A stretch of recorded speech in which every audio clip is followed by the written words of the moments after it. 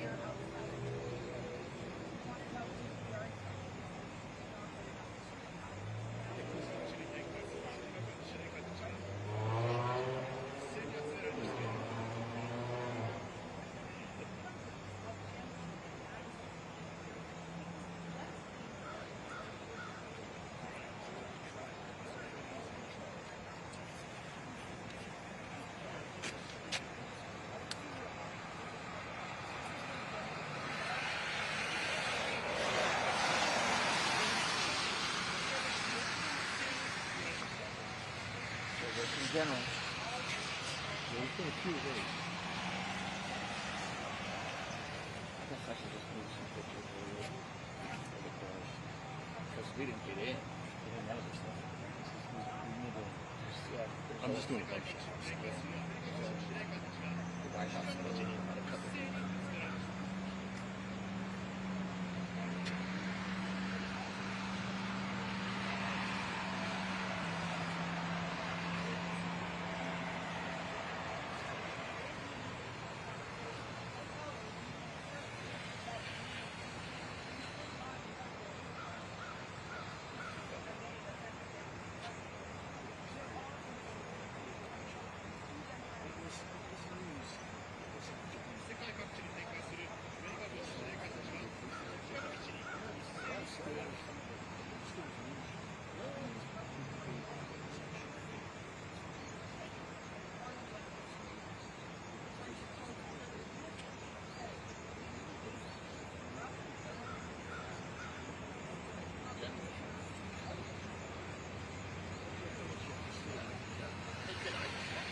Sit under stool for a minute. Can you put that your live view on there? Thank you. I'm out of the way here. Right? Back to the roots. Ah. Nice. Yeah, they see her trying. Their car looks like a cop car. Big push bar.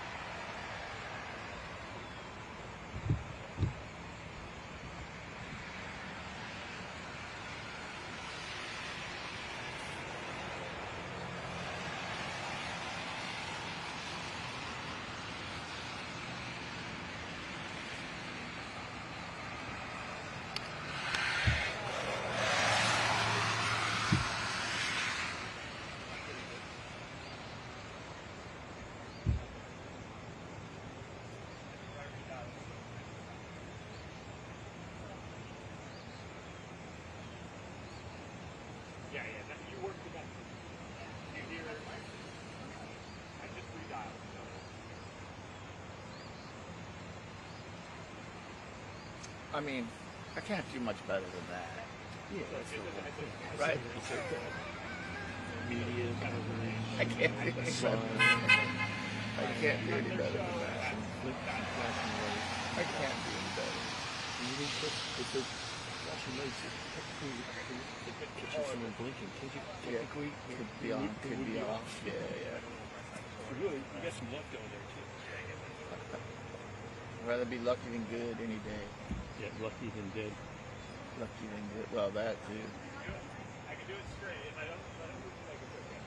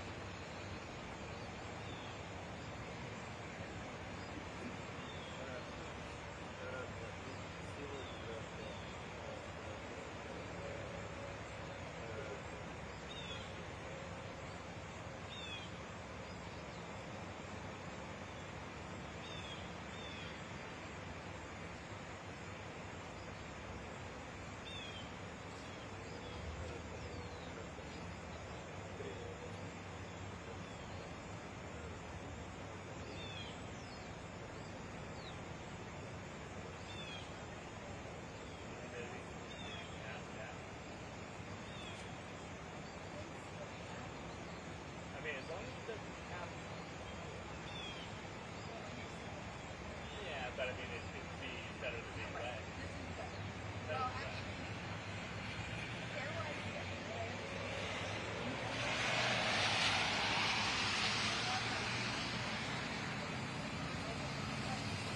Really?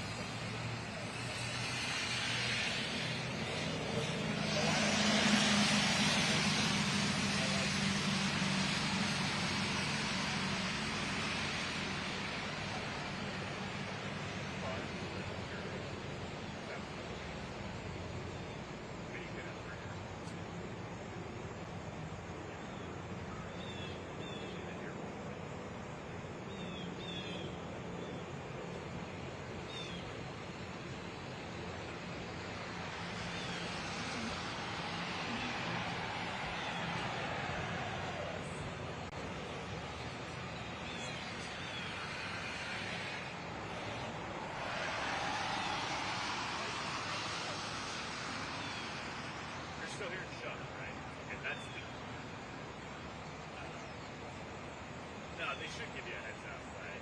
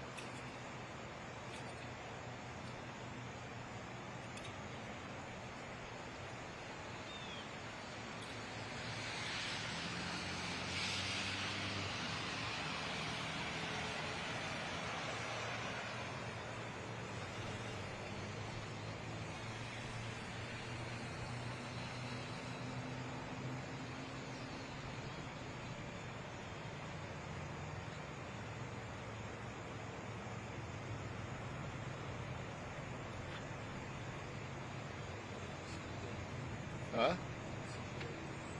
Yeah, I know. There's definitely mosquitoes out here.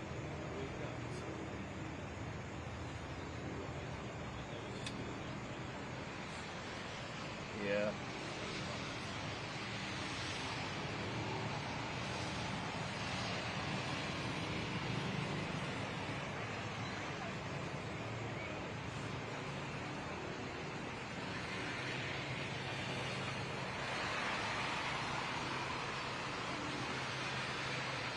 You'd think traffic would back up here at some point. Or maybe they just told everyone not to come today.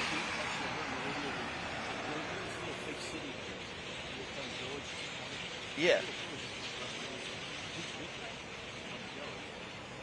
But we can't go there, right? They shut all the schools are closed. Yeah. You know the museum back there? I've been in the museum. The museum's really cool. Oh yeah, wow. Close your mouth if you look up. They just woke up.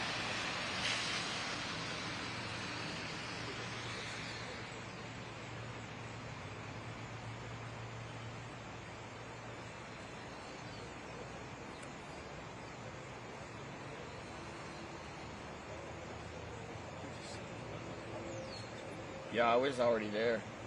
Oh, I forgot to bring my coffee. What an idiot.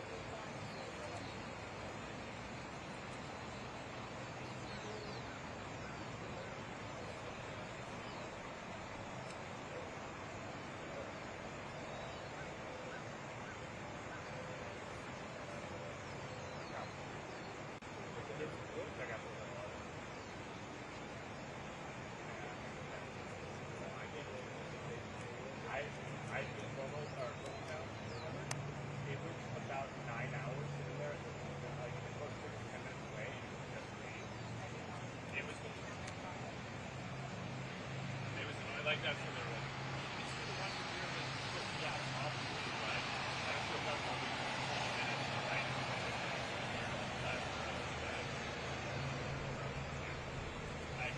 It's a hard thing.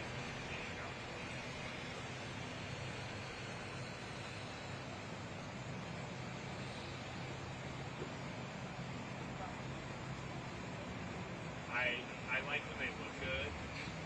Like I like when it's like Look at that picture, though. They wouldn't like that picture. Right? Steve Helber. Because it shows the gates. Shit.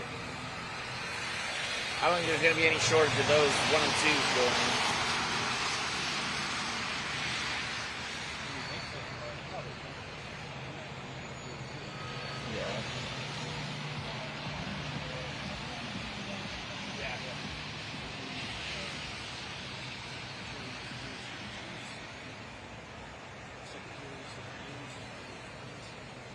Yeah.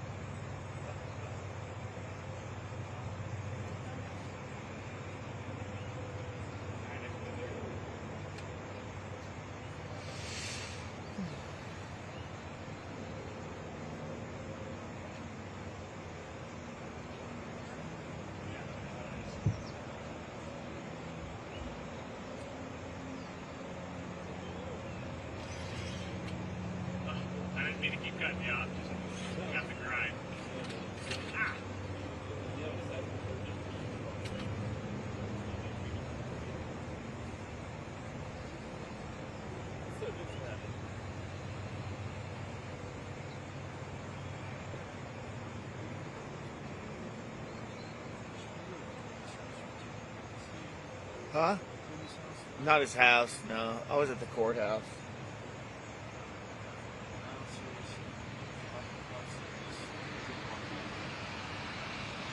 The courthouse sucked too. I mean, there's stuff there, but there was nothing going on. There's nothing going on here for us. Yeah, yeah.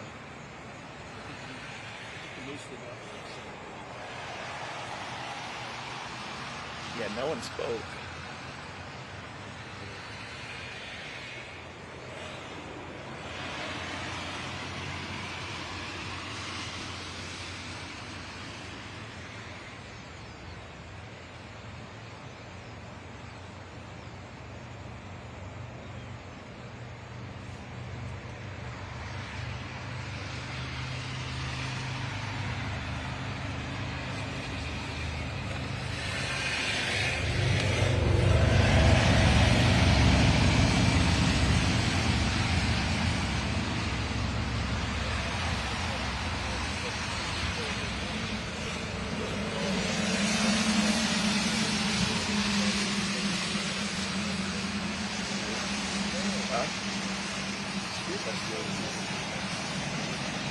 That might be from the Pentagon reporters. They would have a better band than that, though. They'd have a... Yeah.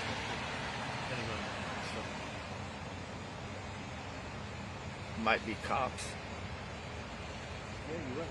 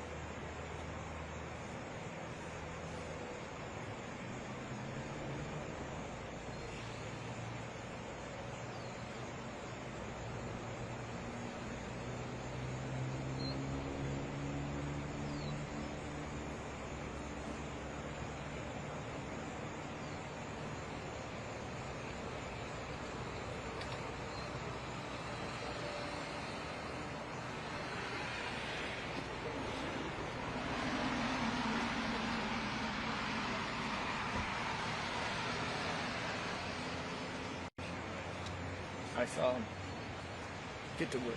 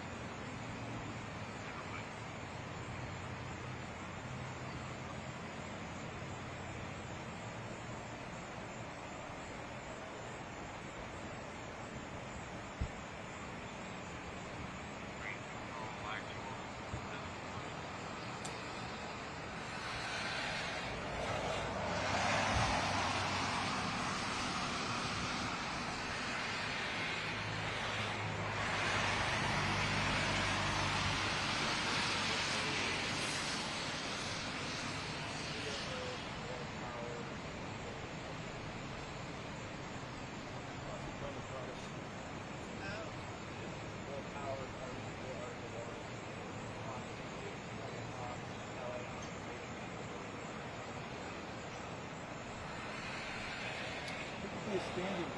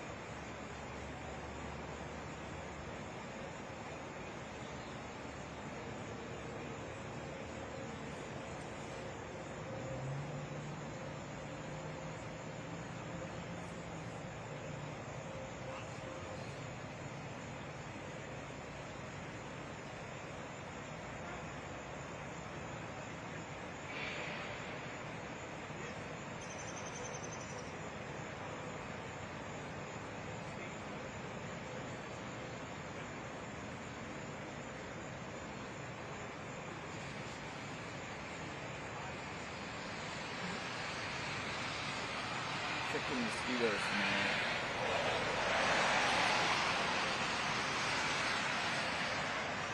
Mosquitoes.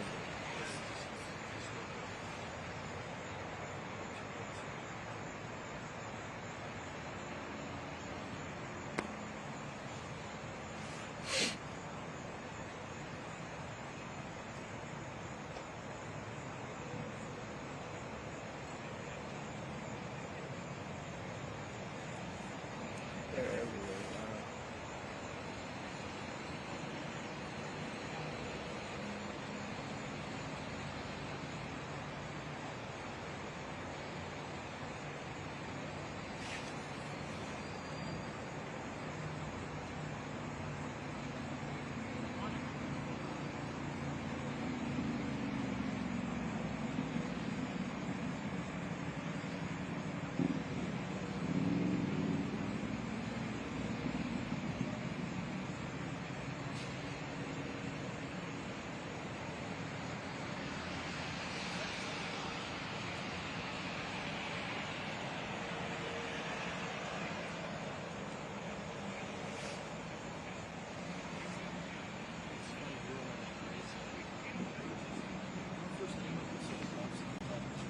Yeah.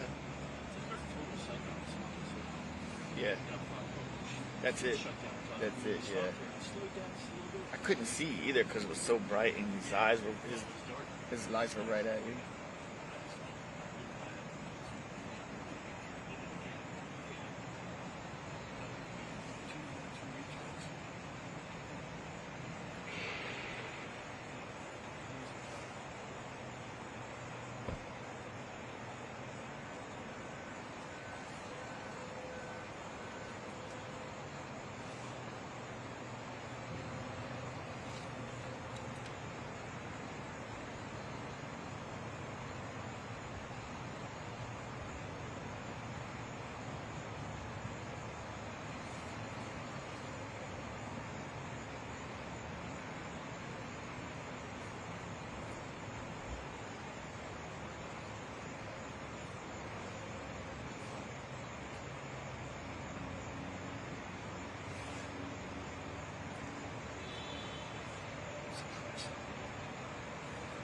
Yeah, the office was like, oh, they'll be protesting, huh? I was like, it's pretty far away.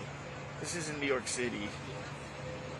It's in the boonies. It's in the boonies, man.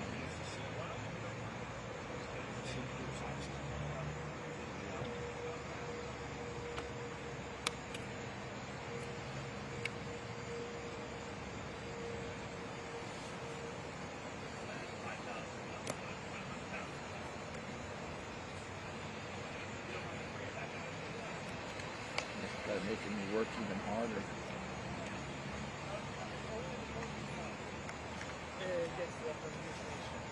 Yeah.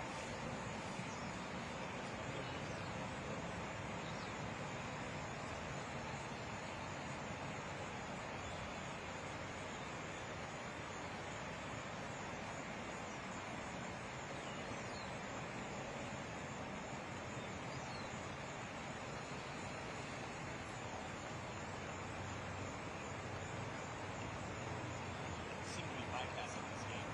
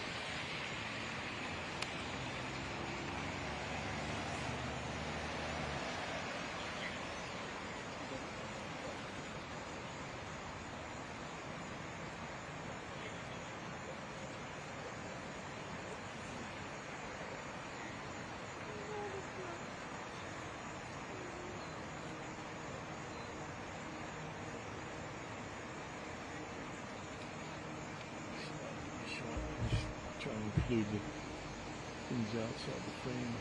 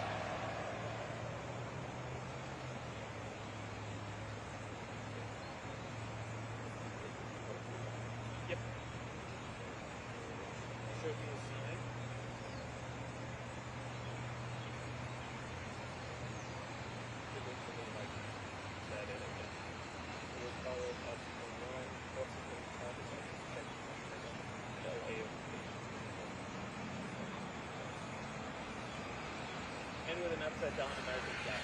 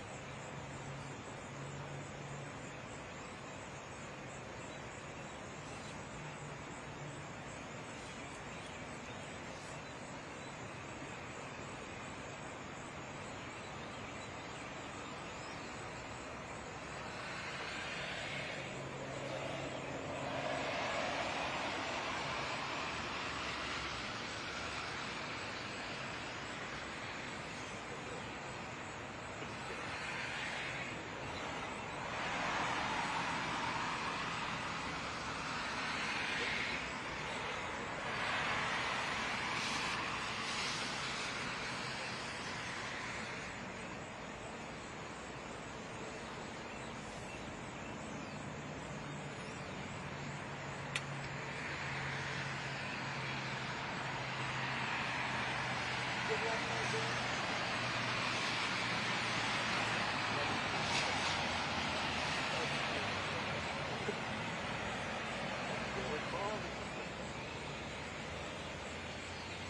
with the bronze or? Yeah.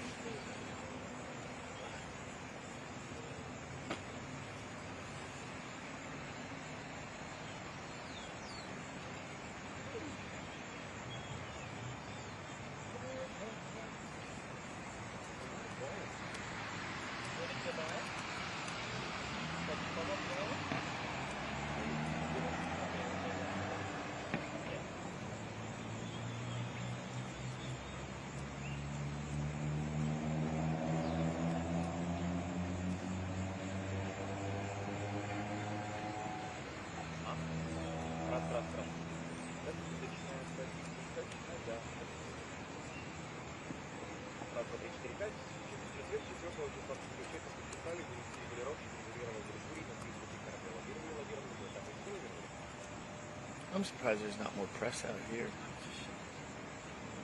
I would think there'd be worldwide press out here.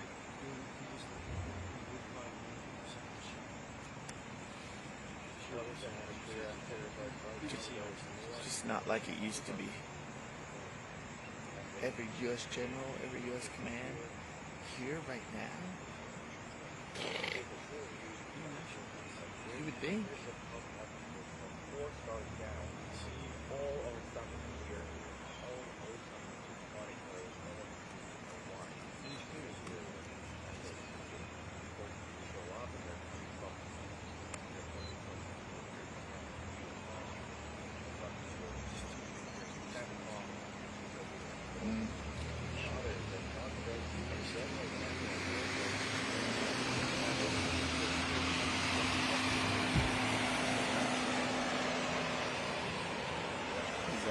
story right now.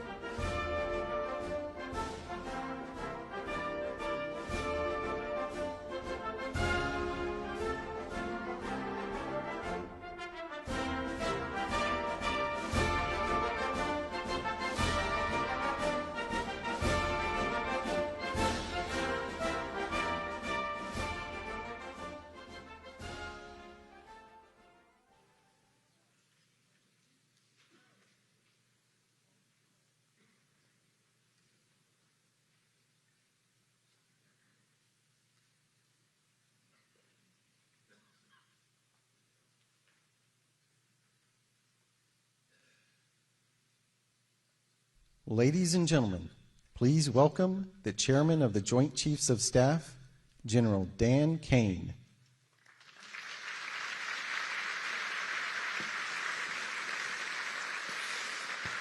All right, generals, admirals, senior leaders, good morning. Wow, what a group here today. I will tell you that our enemies are terrified right now that we are all in the same room, and that is a true statement. Welcome everyone to Marine Corps Base Quantico and the first ever Key Leaders All Call. To the Commandant and all of the Marines that have made this event possible, thank you. This was no small feat to put this event together in short order, and I'm glad there's pull-up bars just outside. The SEALs in the corner out there are very happy about that. I regret to inform you there will not be a PT test after this event because I know you all would crush it. Last night I had the privilege of joining the Secretary and the Joint Chiefs in honoring 50 Gold Star families at the White House as the President, the First Lady, and our nation honored their loved ones' service and sacrifices. Teammates, it was a quiet and deeply meaningful event that reminded all of us that were lucky enough to be there of the serious and unforgiving nature of the business that we are in, fighting and winning our nation's wars. Leaders, we are living in dynamic and potentially dangerous times. Global risk is on the rise. Our adversaries are no longer aligning, they are aligned. And we must align with equal resolve and unity. Even as we strive for and seek peace, we must be prepared for war.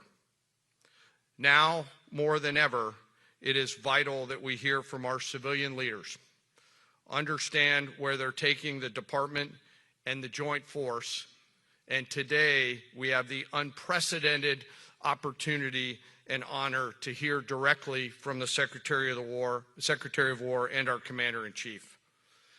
Together, you and I and our civilian leaders have the honor of leading the finest military in the world, and we must seize every opportunity every day to prepare our joint force for the future.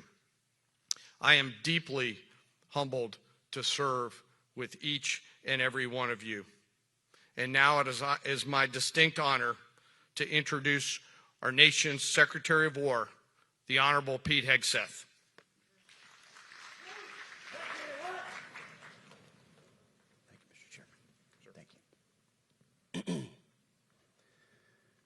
Please take your seats.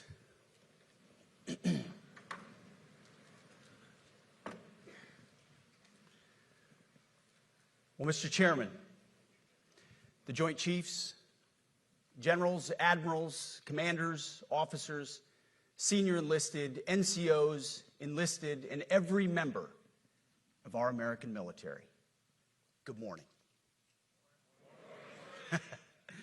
Good morning and welcome to the War Department, because the era of the Department of Defense is over. You see, the motto of my first platoon was, "Those who long for peace must prepare for war."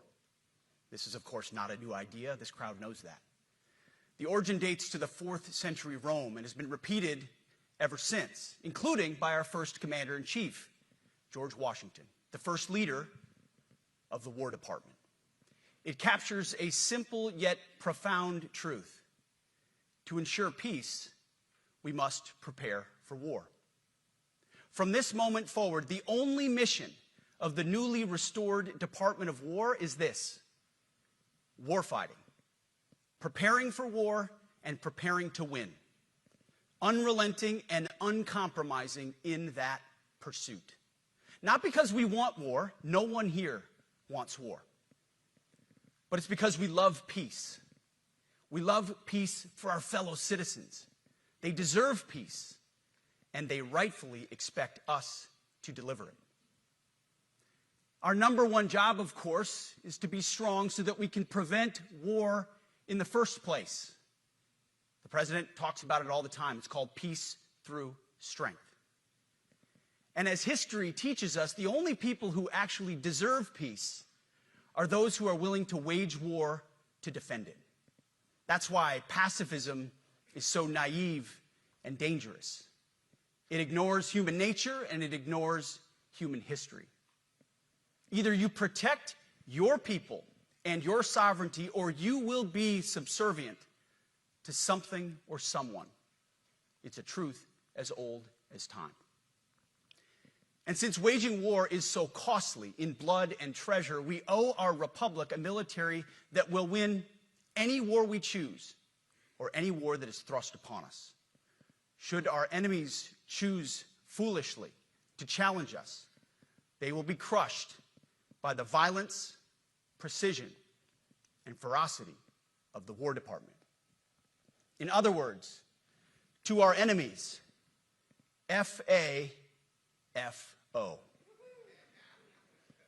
If necessary, our troops can translate that for you. Another way to put it is peace through strength, brought to you by the warrior ethos. And we are restoring both. As President Trump has said, and he's right, we have the strongest, most powerful, most lethal, and most prepared military on the planet. That is true, full stop. Nobody can touch us. It's not even close. This is true largely because of the historic investments that he made in his first term, and we will continue in this term. But it's also true because of the leaders in this room and the incredible troops that you all lead. But the world, and as the chairman mentioned, our enemies get a vote. You feel it, I feel it. This is a moment of urgency, mounting urgency. Enemies gather, threats grow. There is no time for games.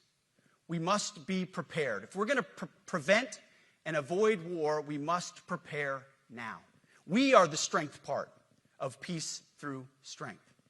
And either we're ready to win or we are not. You see, this urgent moment, of course, requires more troops, more munitions, more drones, more Patriots, more submarines, more B-21 bombers. It requires more innovation, more AI in everything and ahead of the curve, more cyber effects, more counter-UAS, more space, more speed. America is the strongest, but we need to get stronger and quickly. The time is now, and the cause is urgent. The moment requires restoring and refocusing our defense industrial base, our shipbuilding industry, and onshoring all critical components.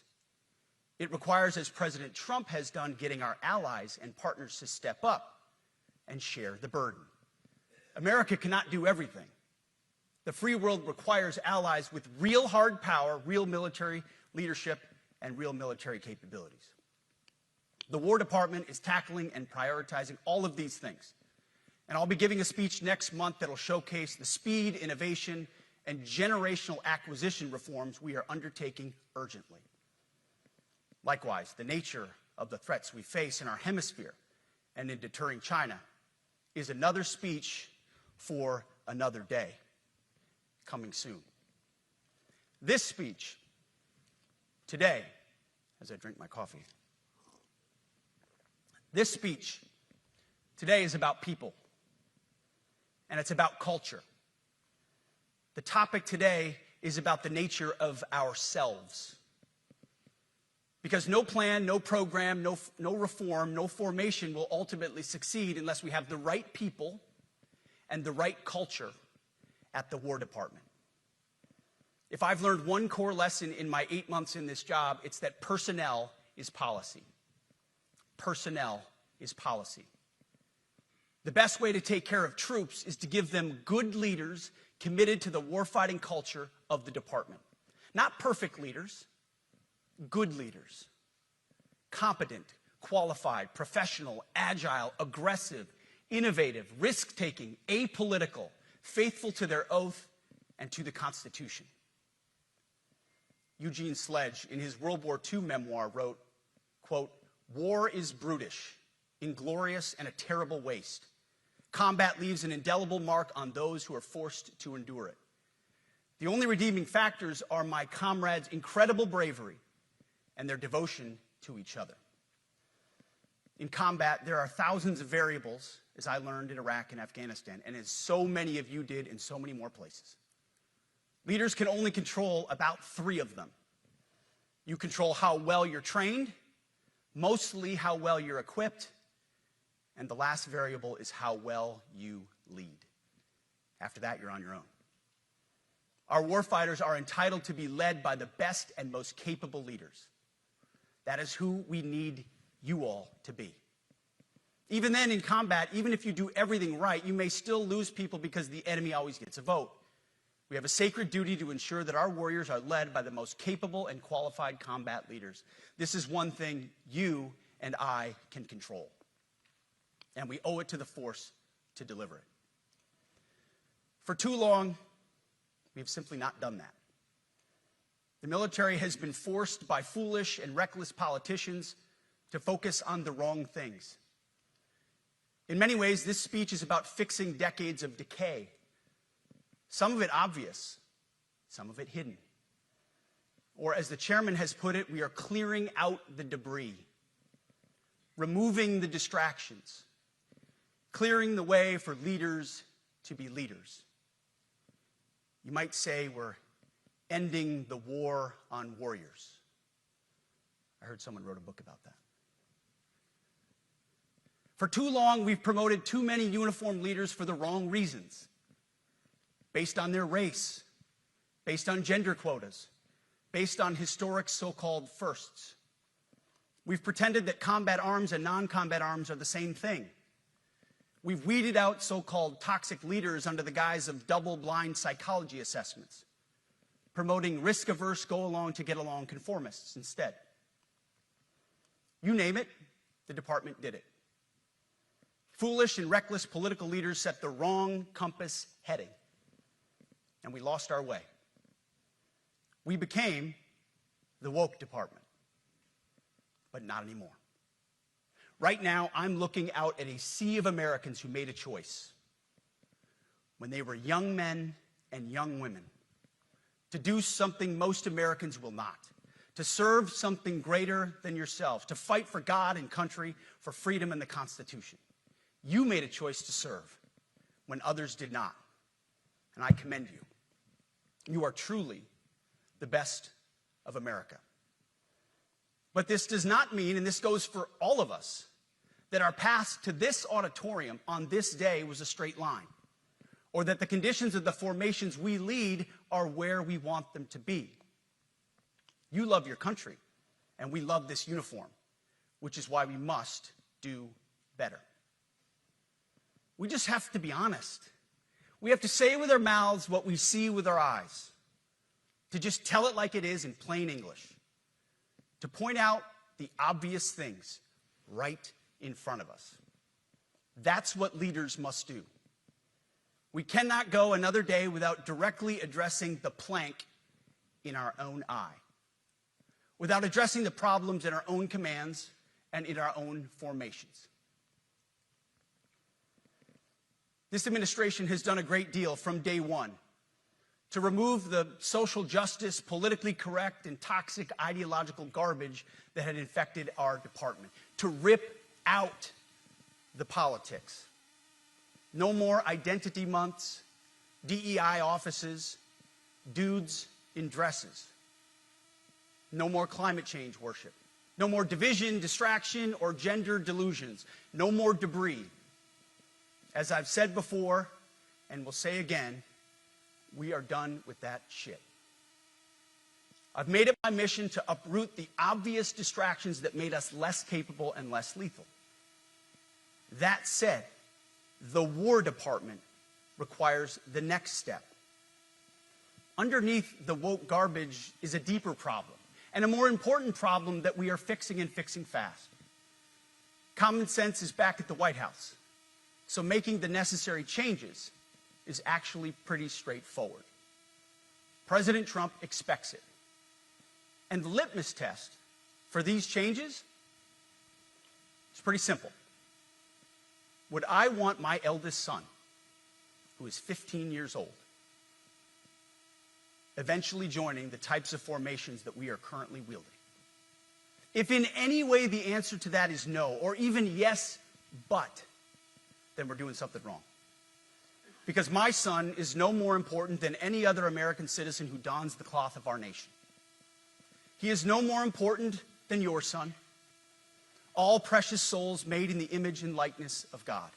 Every parent deserves to know that their son or their daughter that joins our ranks is entering exactly the kind of unit that the Secretary of War would want his son to join.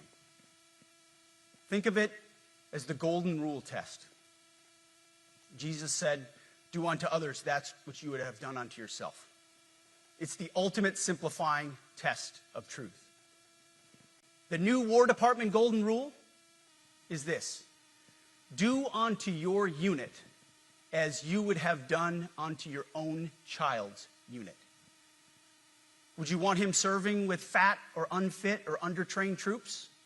Or alongside people who can't meet basic standards? Or in a unit where standards were lowered so certain types of troops could make it in? In a unit where leaders were promoted for reasons other than merit, performance, and warfighting? The answer is not just no, it's hell no. This means at the War Department, first and foremost, we must restore a ruthless, dispassionate, and common sense application of standards. I don't want my son serving alongside troops who are out of shape, or in combat unit with females who can't meet the same combat arms physical standards as men, or troops who are not fully proficient on their assigned weapons, platform, or task, or under a leader who was the first but not the best. Standards must be uniform, gender neutral, and high. If not, they're not standards. They're just suggestions. Suggestions that get our sons and daughters killed. When it comes to combat arms units, and there are many different stripes across our joint force, the era of politically correct, overly sensitive, don't hurt anyone's feelings leadership ends right now.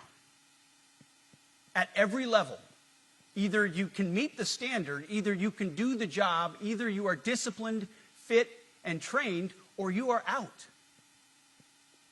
And that's why today, at my direction, and this is the first of 10 Department of War directives that are arriving at your commands as we speak and in your inbox. Today, at my direction, each service will ensure that every requirement for every combat MOS, for every designated combat arms position, returns to the highest male standard only. Because this job is life or death. Standards must be met. And not just met, at every level we should seek to exceed the standard, to push the envelope, to compete. It's common sense and core to who we are and what we do. It should be in our DNA. Today, at my direction, we are also adding a combat field test for combat arms units that must be executable in any environment at any time and with combat equipment. These tests, they'll look familiar. They'll resemble the Army Expert Physical Fitness Assessment or the Marine Corps Combat Fitness Test. I'm also directing that warfighters in combat jobs execute their service fitness test at a gender-neutral, age-normed male standard scored above 70%. It all starts with physical fitness and appearance. If the Secretary of War can do regular, hard PT, so can every member of our joint force. Frankly, it's tiring to look out at combat formations, or really any formation, and see fat troops. Likewise, it's completely unacceptable to see fat generals and admirals in the halls of the Pentagon and leading commands around the country and the world. It's a bad look. It is bad, and it's not who we are. So whether you're an airborne ranger or a chairborne ranger, a brand new private or a 4-star general, you need to meet the height and weight standards and pass your PT test. And as the chairman said, yes, there is no PT test. But today, at my direction, every member of the joint force at every rank is required to take a PT test twice a year, as well as meet height and weight requirements twice a year, every year of service. Also today, at my direction, every warrior across our joint force is required to do PT every duty day. Should be common sense. I mean, most units do that already, but we're codifying it. And we're not talking like hot yoga and stretching. Real hard PT, either as a unit or as an individual. At every level, from the Joint Chiefs to everyone in this room to the youngest private, leaders set the standard. And so many of you do this already. Active, guard, and reserve. This also means grooming standards. No more beards, long hair, superficial individual expression. We're going to cut our hair, shave our beards, and adhere to standards. Because it's like the broken windows theory of policing. It's like when you let the small stuff go, the big stuff eventually goes. So you have to address the small stuff. This is on duty, in the field, and in the rear. If you want a beard, you can join Special Forces. If not, then shave. We don't have a military full of Nordic pagans. But unfortunately, we have had leaders who either refuse to call BS and enforce standards, or leaders who felt like they were not allowed to enforce standards. Both are unacceptable. And that's why today, at my direction, the era of unprofessional appearance is over. No more beardos. The era of rampant and ridiculous shaving profiles is done. Simply put, if you do not meet the male-level physical standards for combat positions, cannot pass a PT test, or don't want to shave and look professional, it's time for a new position or a new profession. I sincerely appreciate the proactive efforts the secretaries have already taken in some of those areas, service secretaries. And these directives are intended to simply accelerate those efforts. On the topic of standards, allow me a few words to talk about toxic leaders. Upholding and demanding high standards is not toxic. Enforcing high standards, not toxic leadership. Leading warfighters toward the goals of high, gender-neutral, and uncompromising standards in order to forge a cohesive, formidable, and lethal Department of War is not toxic. It is our duty, consistent with our constitutional oath. Real toxic leadership is endangering subordinates with low standards. Real toxic leadership is promoting people based on immutable characteristics or quotas instead of based on merit. Real toxic leadership is promoting destructive ideologies that are an anathema to the Constitution and the laws of nature and nature's God, as Thomas Jefferson wrote in the Declaration of Independence. The definition of toxic has been turned upside down, and we're correcting that.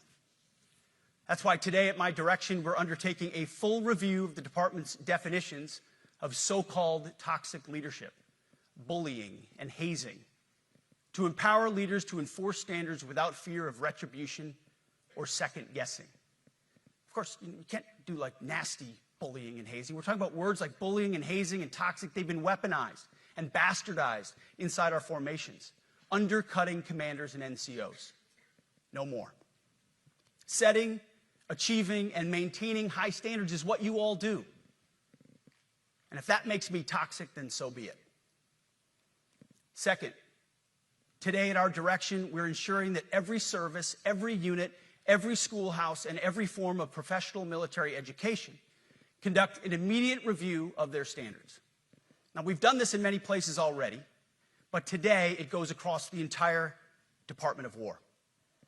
Any place where tried and true physical standards were altered, especially since 2015 when combat arms standards were changed to ensure females could qualify, must be returned to their original standard. Other standards have been manipulated to hit racial quotas as well, which is just as unacceptable. This too must end. Merit only. The president talks about it all the time, merit-based. Here are two basic frameworks I urge you to pursue in this process.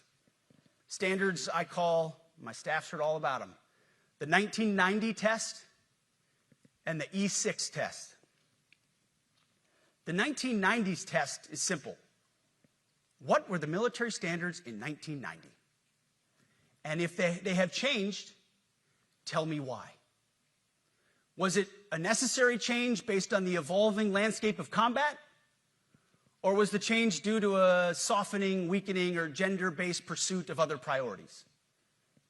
1990s seems to be as good a place to start as any. And the E6 test. Ask yourself, does what you're doing make the leadership, accountability, and lethality efforts of an E6, or frankly an 03, does it make it easier or more complicated? Does the change empower staff sergeants, petty officers, and tech sergeants to get back to basics? The answer should be a resounding yes. The E6 test, or 03 test, clarifies a lot, and it clarifies quickly. Because war does not care if you're a man or a woman. Neither does the enemy. Nor does the weight of your rucksack, the size of an artillery round, or the body weight of a casualty on the battlefield who must be carried. This, and I want to be very clear about this is not about preventing women from serving. We very much value the impact of female troops. Our female officers and NCOs are the absolute best in the world. But when it comes to any job that requires physical power to perform in combat, those physical standards must be high and gender neutral. If women can make it, excellent. If not, it is what it is. If that means no women qualify for some combat jobs, so be it. That is not the intent, but it could be the result, so be it. It will also mean that weak men won't qualify because we're not playing games. This is combat. This is life or death. As we all know, this is you versus an enemy hell-bent on killing you. To be an effective, lethal fighting force, you must trust that the warrior alongside you in battle is capable, truly physically capable of doing what is necessary under fire. You know this is the only standard you would want for your kids and for your grandkids. Apply the War Department Golden Rule, the 1990 test, and the E6 test, and it's really hard to go wrong. Third, we are attacking and ending the walking on eggshells and zero-defect command culture. A risk-averse culture means officers execute not to lose instead of to win. A risk-averse culture means NCOs are not empowered to enforce standards. Commanders and NCOs don't take necessary risks or make tough adjustments for fear of rocking the boat or making mistakes. A blemish-free record is what peacetime leaders covet the most, which is the worst of all incentives. We, as senior leaders, need to end the poisonous culture of risk aversion and empower our NCOs at all levels to enforce standards. Truth be told, for the most part, we don't need new standards. We just need to reestablish a culture where enforcing standards is possible. And that's why today, at my direction, I'm issuing new policies that will overhaul the IG, EO, and MEO processes. I call it the No More Walking on Eggshells policy. We are liberating commanders and NCOs. We are liberating you. We are overhauling an inspector general process, the IG, that has been weaponized, putting complainers, ideologues, and poor performers in the driver's seat. We're doing the same with the equal opportunity and military equal opportunity policies, the EO and MEO at our department.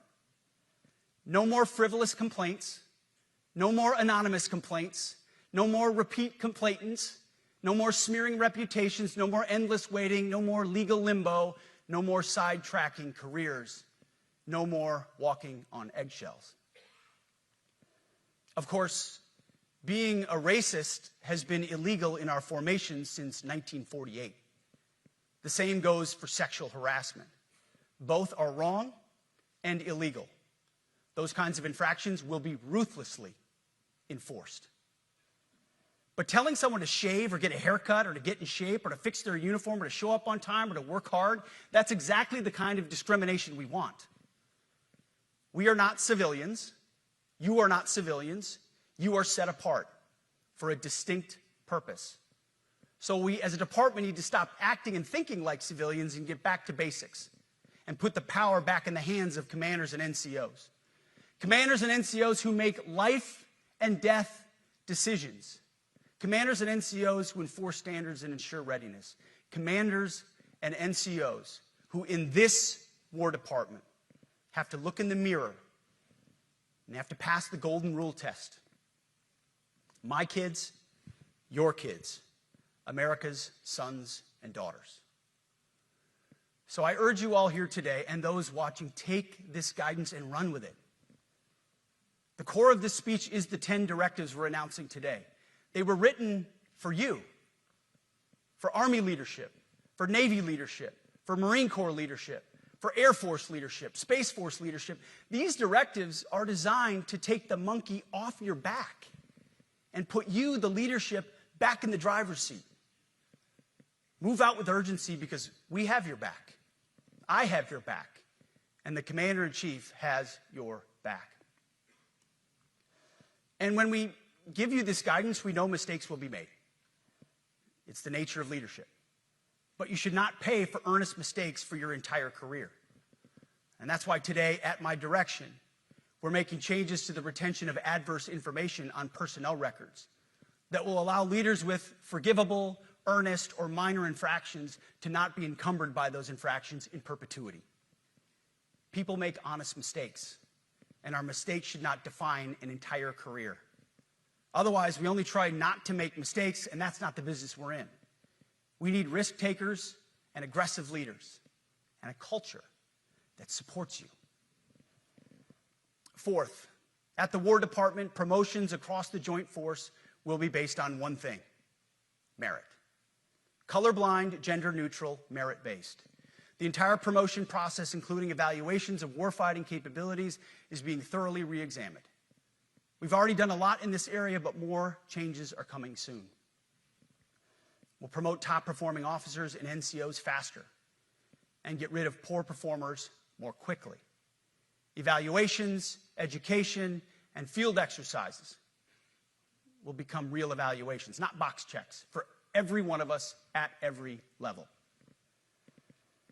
These same reforms happened before World War II as well. General George Marshall and Secretary of War Henry Stimson did the same thing. And we won a world war because of it. As it happens, when he started the job, Chairman Kane gave me a frame and a photo to hang in my office. A matching frame and photo hangs in his. It's a photo of Marshall and Stimson preparing for World War II. Those two leaders famously kept the door open between their offices for the entirety of the war. They worked together, civilian and uniform, every single day. Chairman Kane and I do the same. There is no daylight between us. Our doors are always open. Our job together is to ensure our military is led by the very best, ready to answer the nation's call. Fifth, as you have seen, and the media has obsessed over, I have fired a number of senior officers since taking over. The previous chairman, other members of the Joint Chiefs, combatant commanders, and other commanders. The rationale for me has been straightforward. It's nearly impossible to change a culture with the same people who helped create or even benefited from that culture, even if that culture was created by a previous president and previous secretary. My approach has been simple. When in doubt, assess the situation, follow your gut, and if it's the best for the military, make a change. We all serve at the pleasure of the president every single day. But in many ways, it's not their fault. It's not your fault. As foolish and reckless as the woke department was, those officers were following elected political leadership. An entire generation of generals and admirals were told that they must parrot the insane fallacy that, quote, our diversity is our strength. Of course, we know our unity is our strength. They had to put out dizzying DEI and LGBTQI+ statements. They were told females and males are the same thing, or that males who think they're females is totally normal. They were told that we need a green fleet and electric tanks. They were told to kick out Americans who refuse an emergency vaccine. They followed civilian policies set by foolish and reckless political leaders. Our job, my job, has been to determine which leaders simply did what they must to answer the prerogatives of civilian leadership, and which leaders are truly invested in the woke department, and therefore incapable of embracing the War Department and executing new lawful orders. That's it. It's that simple. So for the past 8 months, we've gotten a good look under the hood of our officer corps. We've done our best to thoroughly assess the human terrain. We've had to make trade-offs and some difficult decisions. It's more of an art than a science. We have been and will continue to be judicious, but also expeditious. The new compass heading is clear. Out with the Shirellis, the Mackenzies, and the Millies, and in with the Stockdales, the Schwarzkopfs, and the Pattons. More leadership changes will be made, of that I'm certain. Not because we want to, but because we must. Once again, this is life and death. The sooner we have the right people, the sooner we can advance the right policies. Personnel is policy. But I look out at this group, and I see great Americans. Leaders who have given decades to our great republic, at great sacrifice to yourselves and to your families. But if the words I'm speaking today are making your heart sink, then you should do the honorable thing and resign. We would thank you for your service. But I suspect, I know, the overwhelming majority of you feel the opposite. These words make your hearts full. You love the War Department because you love what you do, the profession of arms. You are hereby liberated to be an apolitical, hard-charging, no-nonsense, constitutional leader that you joined the military to be. We need you locked in on the M, not the D, the E, or the I, not the DEI or the DIE of dime. By that I mean the M, military, of the instruments of national power. We have entire departments across the government dedicated to diplomatic, informational, and economic lines of effort. We do the M. Nobody else does. And our GOFOs need to master it in every domain and every scenario. No more distractions, no more political ideologies, no more debris. Now, of course, we're going to disagree at times. We would not be Americans if we didn't. Being a leader in a large organization like ours means having frank conversations and differences of opinion. You will win some arguments, and you will lose some arguments. But when civilian leaders issue lawful orders, we execute.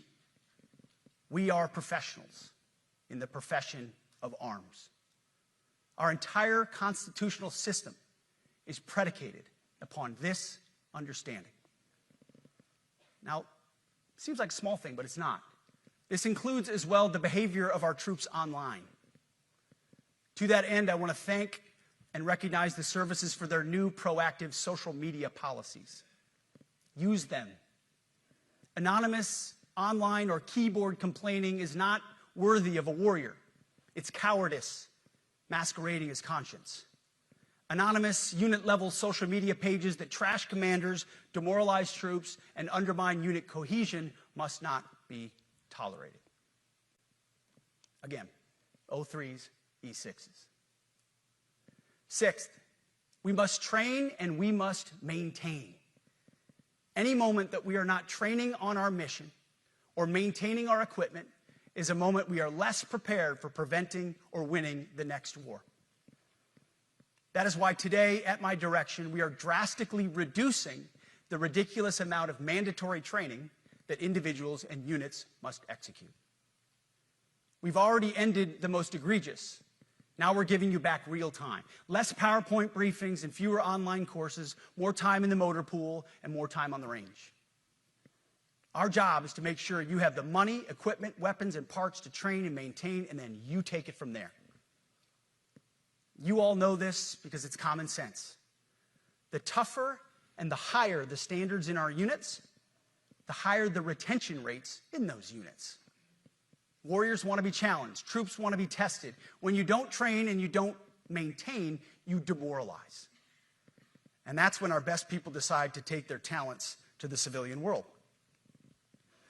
The leaders who created the woke department have already driven out too many hard chargers. We reverse that trend right now. There is no world in which high-intensity war exists without pain, agony, and human tragedy. We are in a dangerous line of work. You are in a dangerous line of work. We may lose good people. But let no warrior cry out from the grave, "If only I had been properly trained." We will not lose warfighters because we failed to train or equip them or resource them. Shame on us if we do. Train like your warriors' lives depend on it, because they do. To that point, basic training is being restored to what it should be: scary, tough, and disciplined.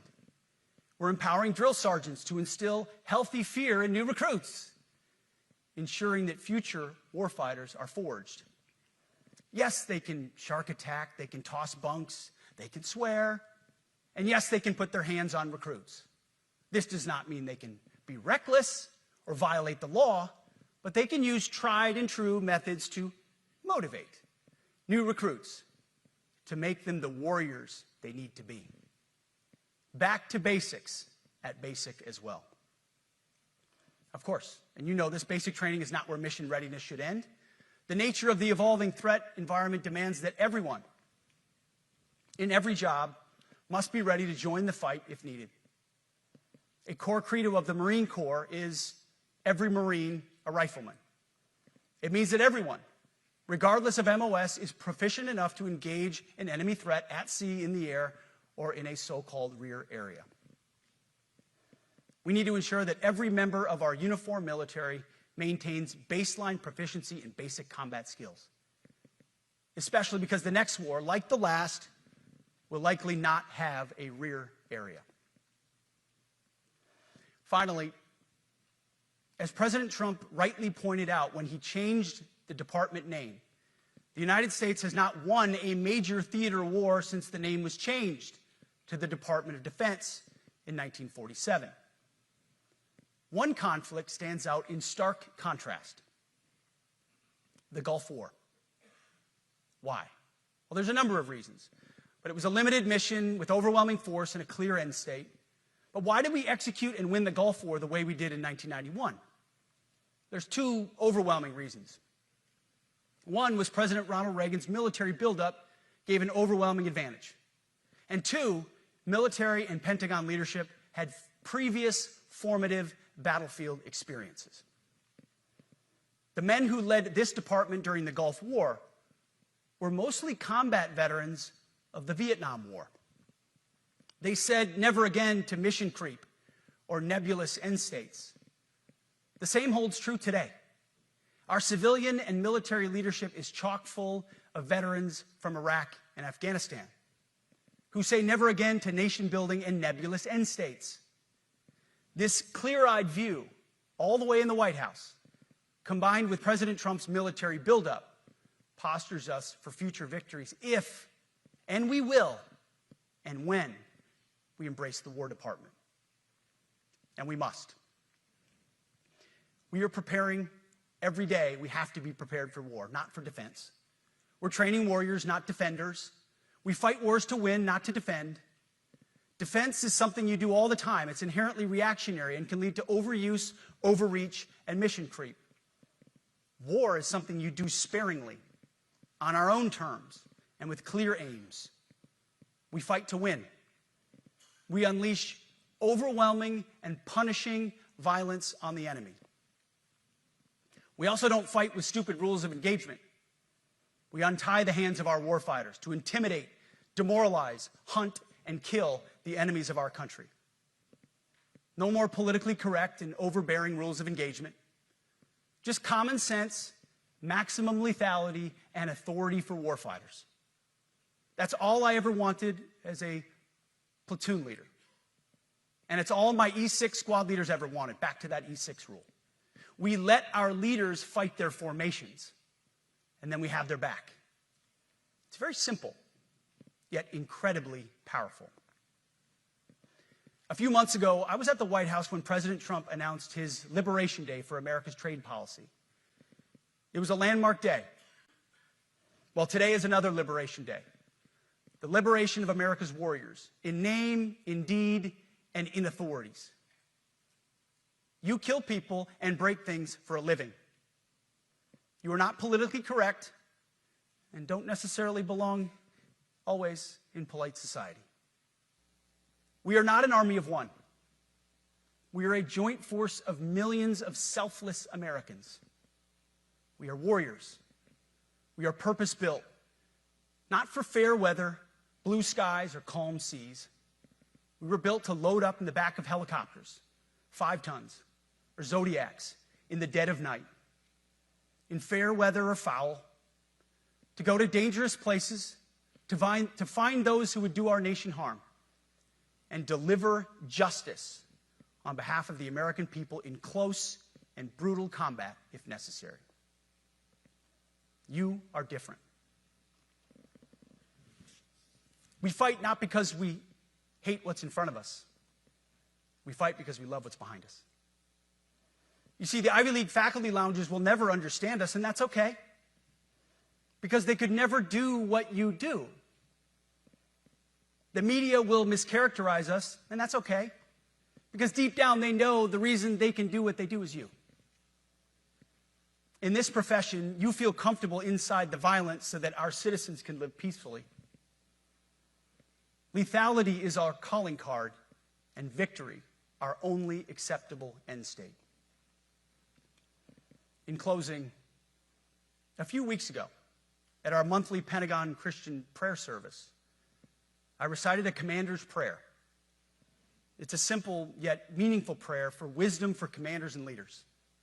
I encourage you to look it up if you've never seen it. But the prayer, it ends like this.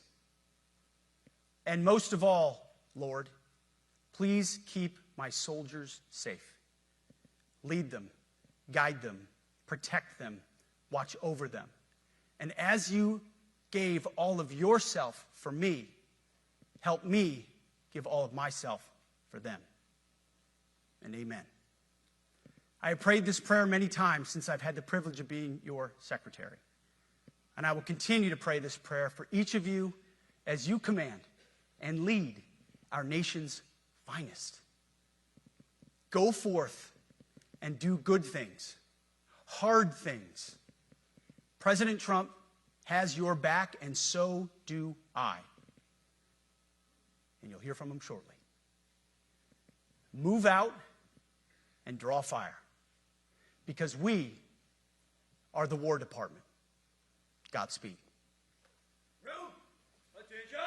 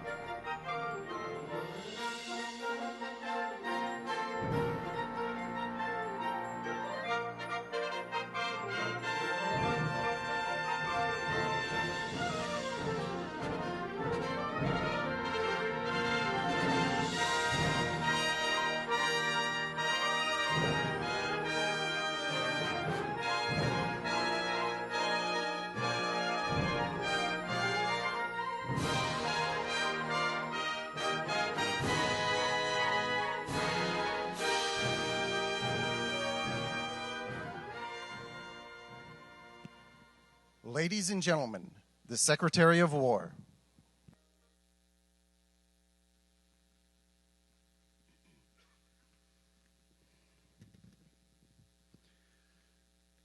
Well, you've heard from me, so now it's the main event, our Commander-in-Chief. I have the privilege every single day of watching him put America first, of ensuring that our warfighters have everything they need. His compass is clear. He's easy to follow because you know he has our back. I was thinking backstage, the man who was the Commander-in-Chief when the War Department was created was George Washington. The man who was president when the War Department was reestablished is President Trump. And when he found out about this gathering of senior leaders, he said, I would be honored to come in order to address and thank the incredible Americans who defend our nation. He has a heart full of gratitude and love for what you do, and we get a chance to see it every day. And I'm honored that this morning you all firsthand get to see it as well.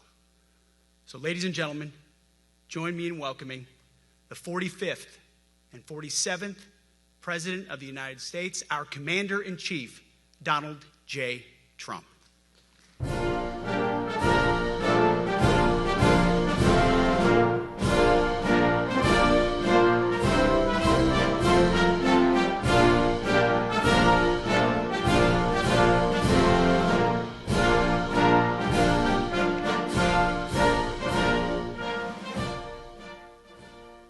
Thank you very much, Pete.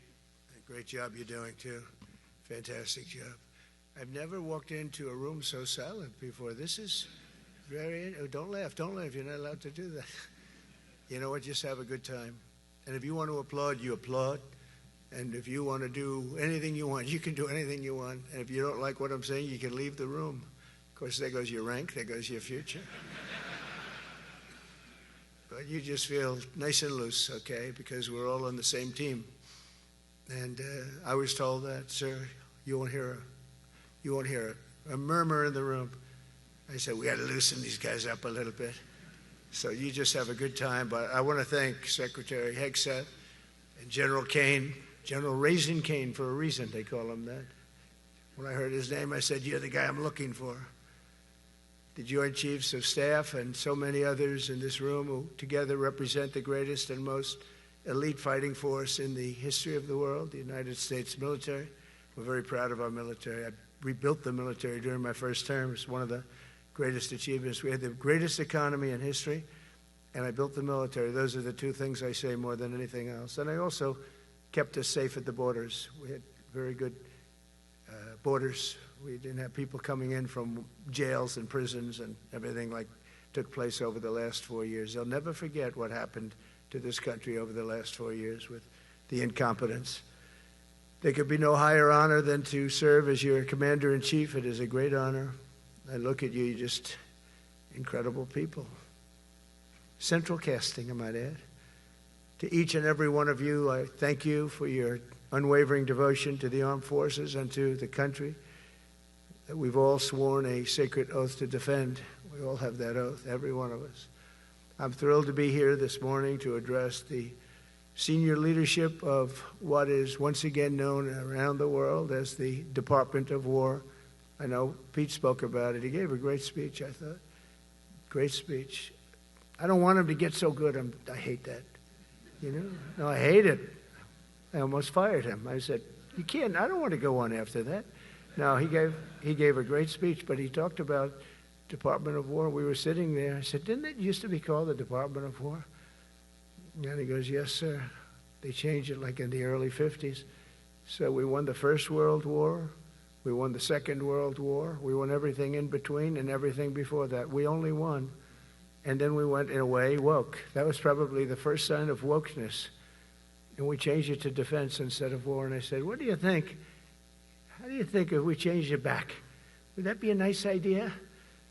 And Pete loved it immediately. Some people thought about it. You know, they gave it a little thought.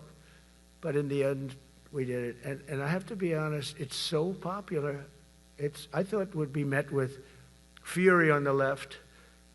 But they're sort of giving up, I must be honest with you. They've had it. They've had it with Trump. They've been after me for so many years now. Here we are. Here we are. Come to the White House anytime you'd like. No, they've given up. They're bad, a lot of bad people. But all over, that's been so popular. It's been very popular. I really thought that we were going to have to sort of fight it through. There's been no fight.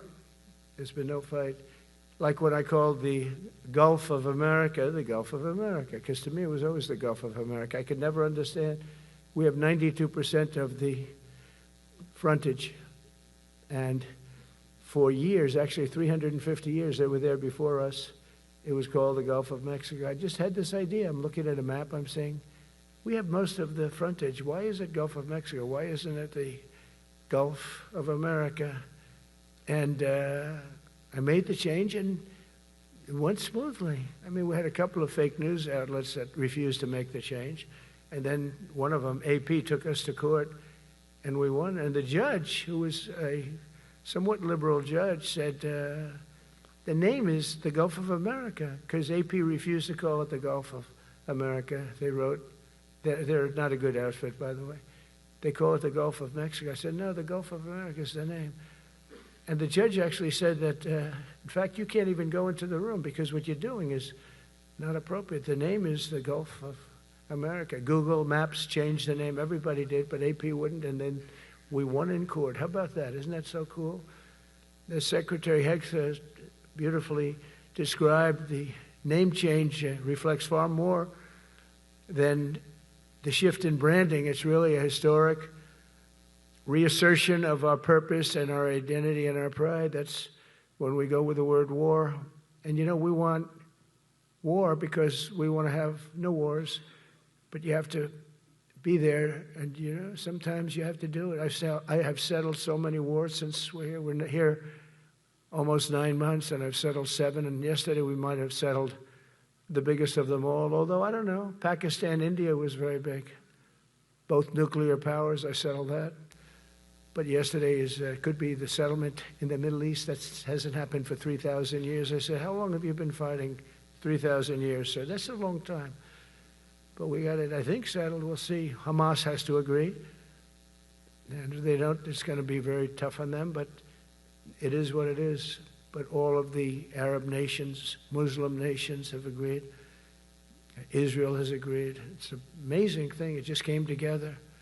War is very strange, you know. You never know what's going to happen with war. The easiest one of them all is Putin. I said, number one, it's a war that would have never happened if I were president, if the election weren't rigged. If I were president, that war would have never happened, not even a little chance. And it didn't happen for 4 years.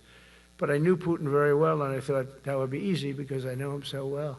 Well, that one turned out to be the hardest of them all. We had some that were not settlable, and they all got settled.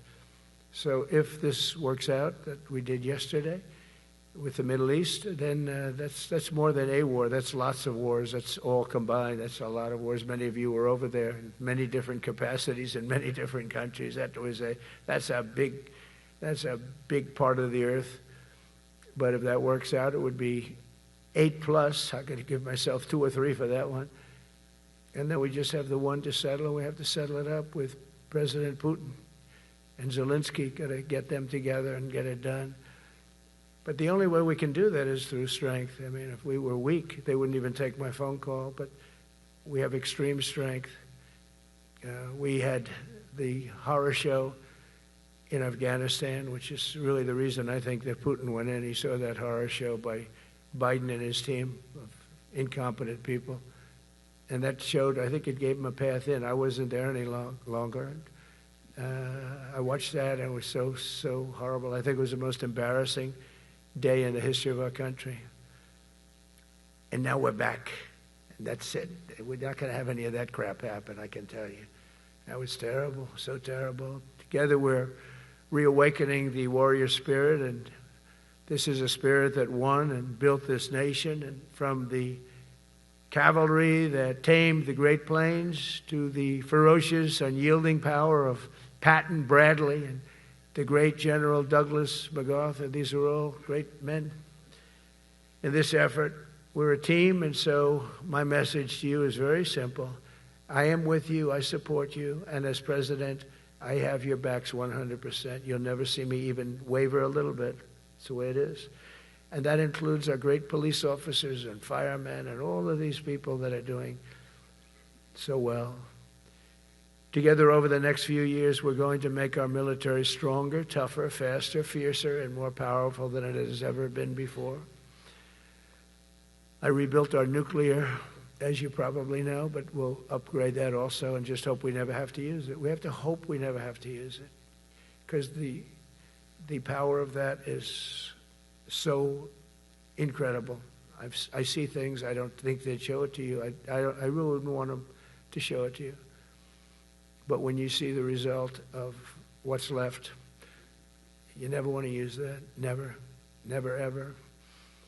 We were a little bit threatened by Russia recently, and I sent a submarine, nuclear submarine, the most lethal weapon ever made. Number one, you can't detect it. There's no way. We're 25 years ahead of Russia and China in submarines. Russia's actually second in submarines. China's third, but they're coming up. They're coming up. They're way lower in nuclear too, but in 5 years they'll be equal. They're coming up. And you don't have to be that good with nuclear. You could have 1/20th what you have now and still do the damage that would be, that'd be so horrendous. But I announced that, based on his mention of nuclear, and it was really a stupid person that works for him mentioned the word nuclear, I moved a submarine or two, I won't say about the two, over to the coast of Russia, just to be careful, because we can't let people throw around that word. I call it the N-word. There are two N-words, and you can't use either of them. You can't use either of them. And frankly, if it does get to use, we have more than anybody else. We have better, we have newer, but it's something we don't ever want to even have to think about. But when somebody mentions it, that submarine started immediately thereafter. And it's just lurking, but I'm sure we're not going to have to use it. But it's an amazing, it's undetectable, totally. Ours is, theirs isn't. Theirs are totally detectable. We can detect them easily. We go right to the spot. But we have genius apparatus that doesn't allow detection. It doesn't allow detection at all by anybody above water or below water. It's incredible. We're way ahead of everybody in that and other things.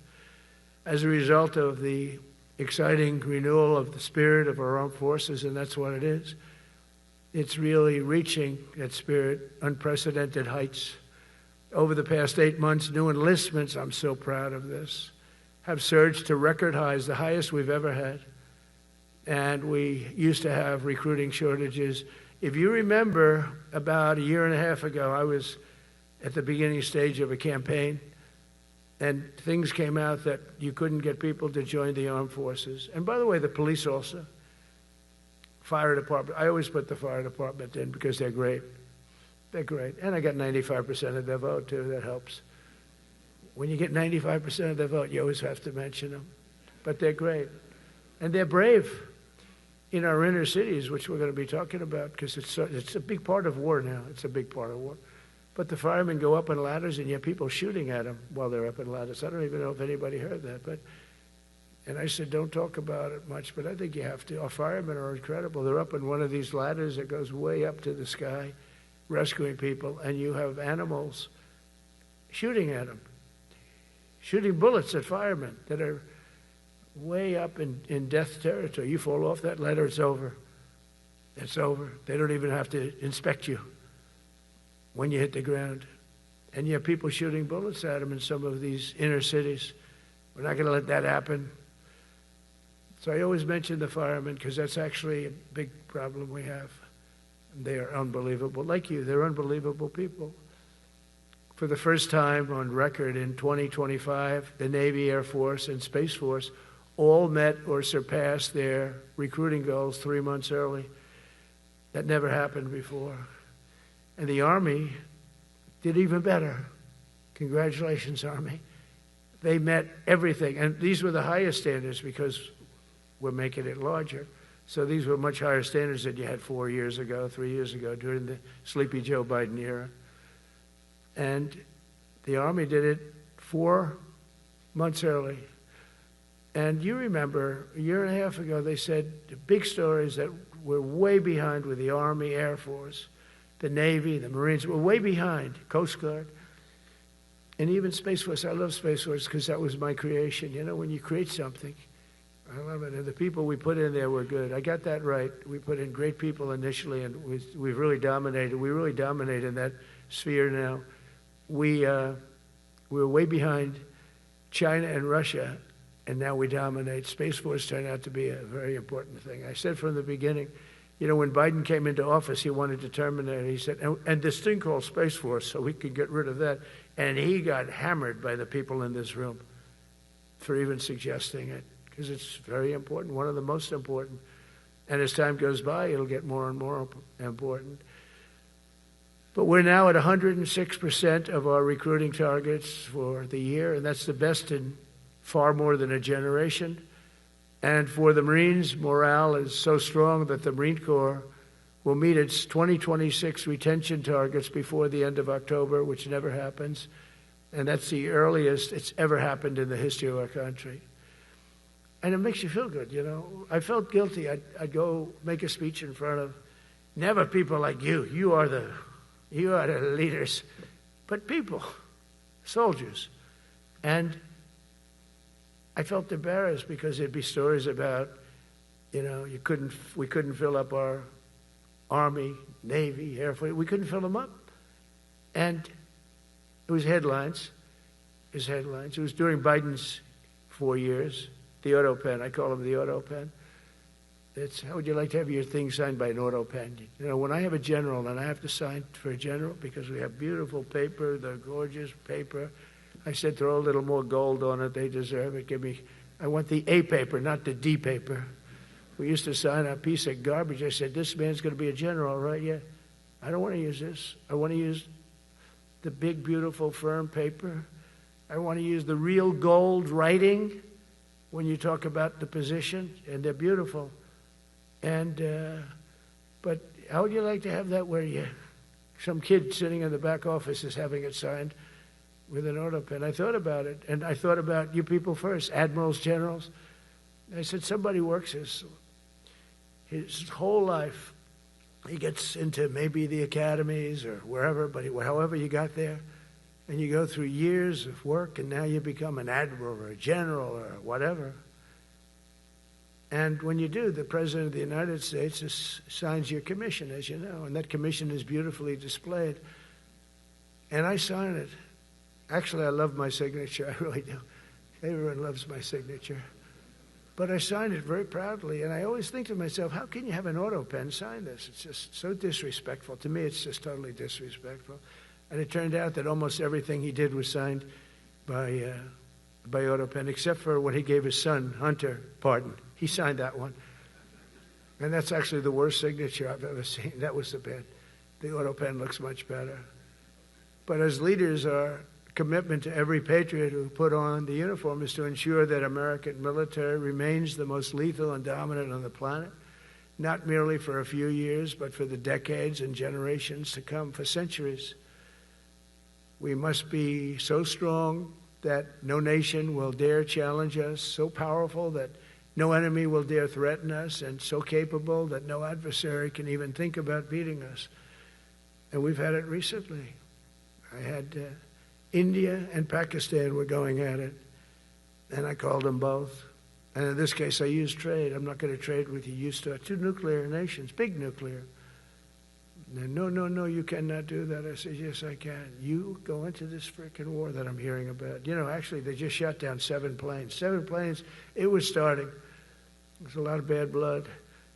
And I said, you do this, there's not going to be any trade. And I stopped the war. It was raging for 4 days, but that was just the beginning. And we stopped it. It was a great thing. And the Prime Minister of Pakistan was here, along with the Field Marshal, who's a very important guy in Pakistan, and he was here 3 days ago. And I didn't even realize it as beautifully as he said it, but he said that to a group of people that were with us, 2 generals, but a group, he said, this man saved millions of lives because he saved the war from going on, and that war was going to get very bad, very, very bad. President Trump saved millions and millions of lives. That was a bad war. And I was very honored. I loved the way he said it. Susie Wiles was there. She said that was the most beautiful thing. But we saved a lot of them. Saved a lot of them. Even in Africa, we saved the Congo with Rwanda. They've been fighting for 31 years, 10 million people dead. I got that one done. And very proud of it. So if this works out, we'll have 8 in 8 months. That's pretty good. Nobody's ever done that. Will you get the Nobel Prize? Absolutely not. They'll give it to some guy that didn't do a damn thing. They'll give it to a guy that wrote a book about the mind of Donald Trump and what it took to solve the wars. And he'll get the Nobel Prize will go to a writer. No, but well, let's see what happens. But it's be a big insult to our country. I will tell you that. I don't want it. I want the country to get it. It should get it because there's never been anything like it. Think of it. So if this happens, I think it will. I don't say that lightly because I know more about deals than anybody. This is what my whole life was based on. And they can change, and this can certainly change. But we have just about everybody. We have one signature that we need, and that signature will pay in hell if they don't sign. I hope they sign for their own good and we create something really great. But to have done 8 of them is just like such an honor. And then we have Putin and Zelensky.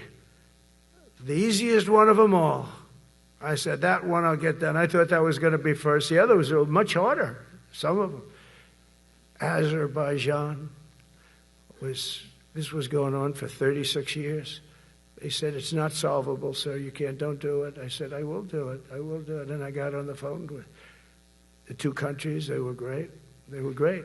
I knew immediately. I knew as soon as I started talking to them, we're going to solve that war. We did. Now they're so happy. Now they're friends. One said he's been president for 32 years, 22 years. He said, for 22 years, I did nothing but kill his people. They were in the room together at the Oval Office.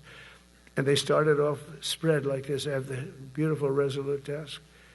And one was here, and one was here. You couldn't get further away. That's the furthest I've ever seen 2 people in front of me. And as the hour went by, they got closer, closer, closer. And at the end of the hour, we had it done. And they hugged and hugged and hugged. And I said, that's so nice, and you're going to remain friends. And I spoke to them, one of them the other day. He said, no, he's now my friend. But for 22 years, he's been the head of Azerbaijan for 22 years. And the other guy, great guy too, 7. And you know that war, that was a war that was not solvable. He said for 7 years. The other one said for 22 years. All I did was kill his people. That's all I've done. I said, well, we're going to put a stop to that. So we solved that. So it's a great thing. It's a great feeling. You're saving Kosovo and Serbia. You're saving so many lives doing this if you can do it. But our people deserve nothing less than the very best, and we're never going to let them down. And if we can solve wars instead of you having to fight wars, wouldn't that be wonderful, right? Wouldn't that be wonderful? That's why one of the first executive orders I signed upon taking office was to restore the principle of merit. That's the most important word, other than the word tariff. I love tariffs. Most beautiful word. But I'm not allowed to say that anymore. I said tariff is my favorite word. I love the word tariff. We're becoming rich as hell. We have a big case in front of the Supreme Court, but I can't imagine. Because this is what other nations have done to us. And we have, great legal grounds. But you still have a case. It would be very bad if something happened. But I said, my favorite word in the English dictionary is the word tariff. And people thought that was strange. And the fake news came over and they really hit me hard on it. They said, what about love? What about religion? What about God? What about wife, family? I got killed when I said tariff is my favorite word. So I changed it. It's now my 5th favorite word. And I'm okay with that. I'm okay with that. But they hit me hard.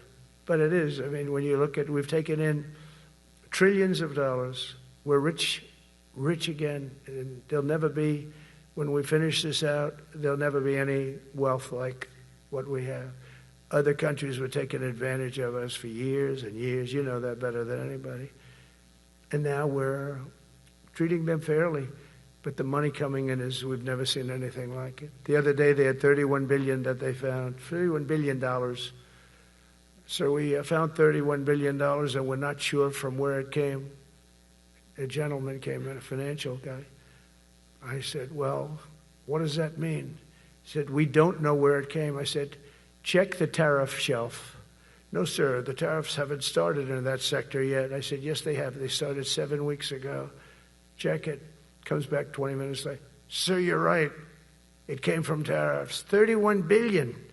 That's enough to buy a lot of battleships, Admiral, to use an old term. I think we should maybe start thinking about battleships, by the way. You know, we have a Secretary of the Navy came to me, because I look at the Iowa out in California, and I look at different ships and the old pictures. I used to watch Victory at Sea. I love Victory at Sea. Look at these admirals. It's got to be your all-time in black and white.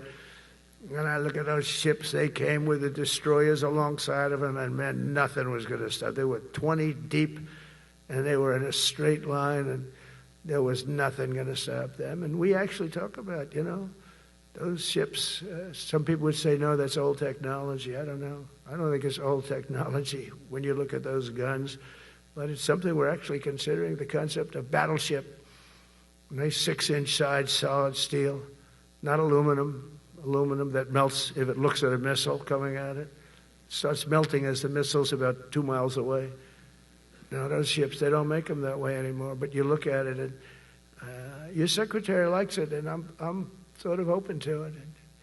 And bullets are a lot less expensive than missiles, a lot of reasons. I should take a vote, but I'm afraid to take that vote because I may get voted out on that one. But I tell you, it's something we're seriously considering.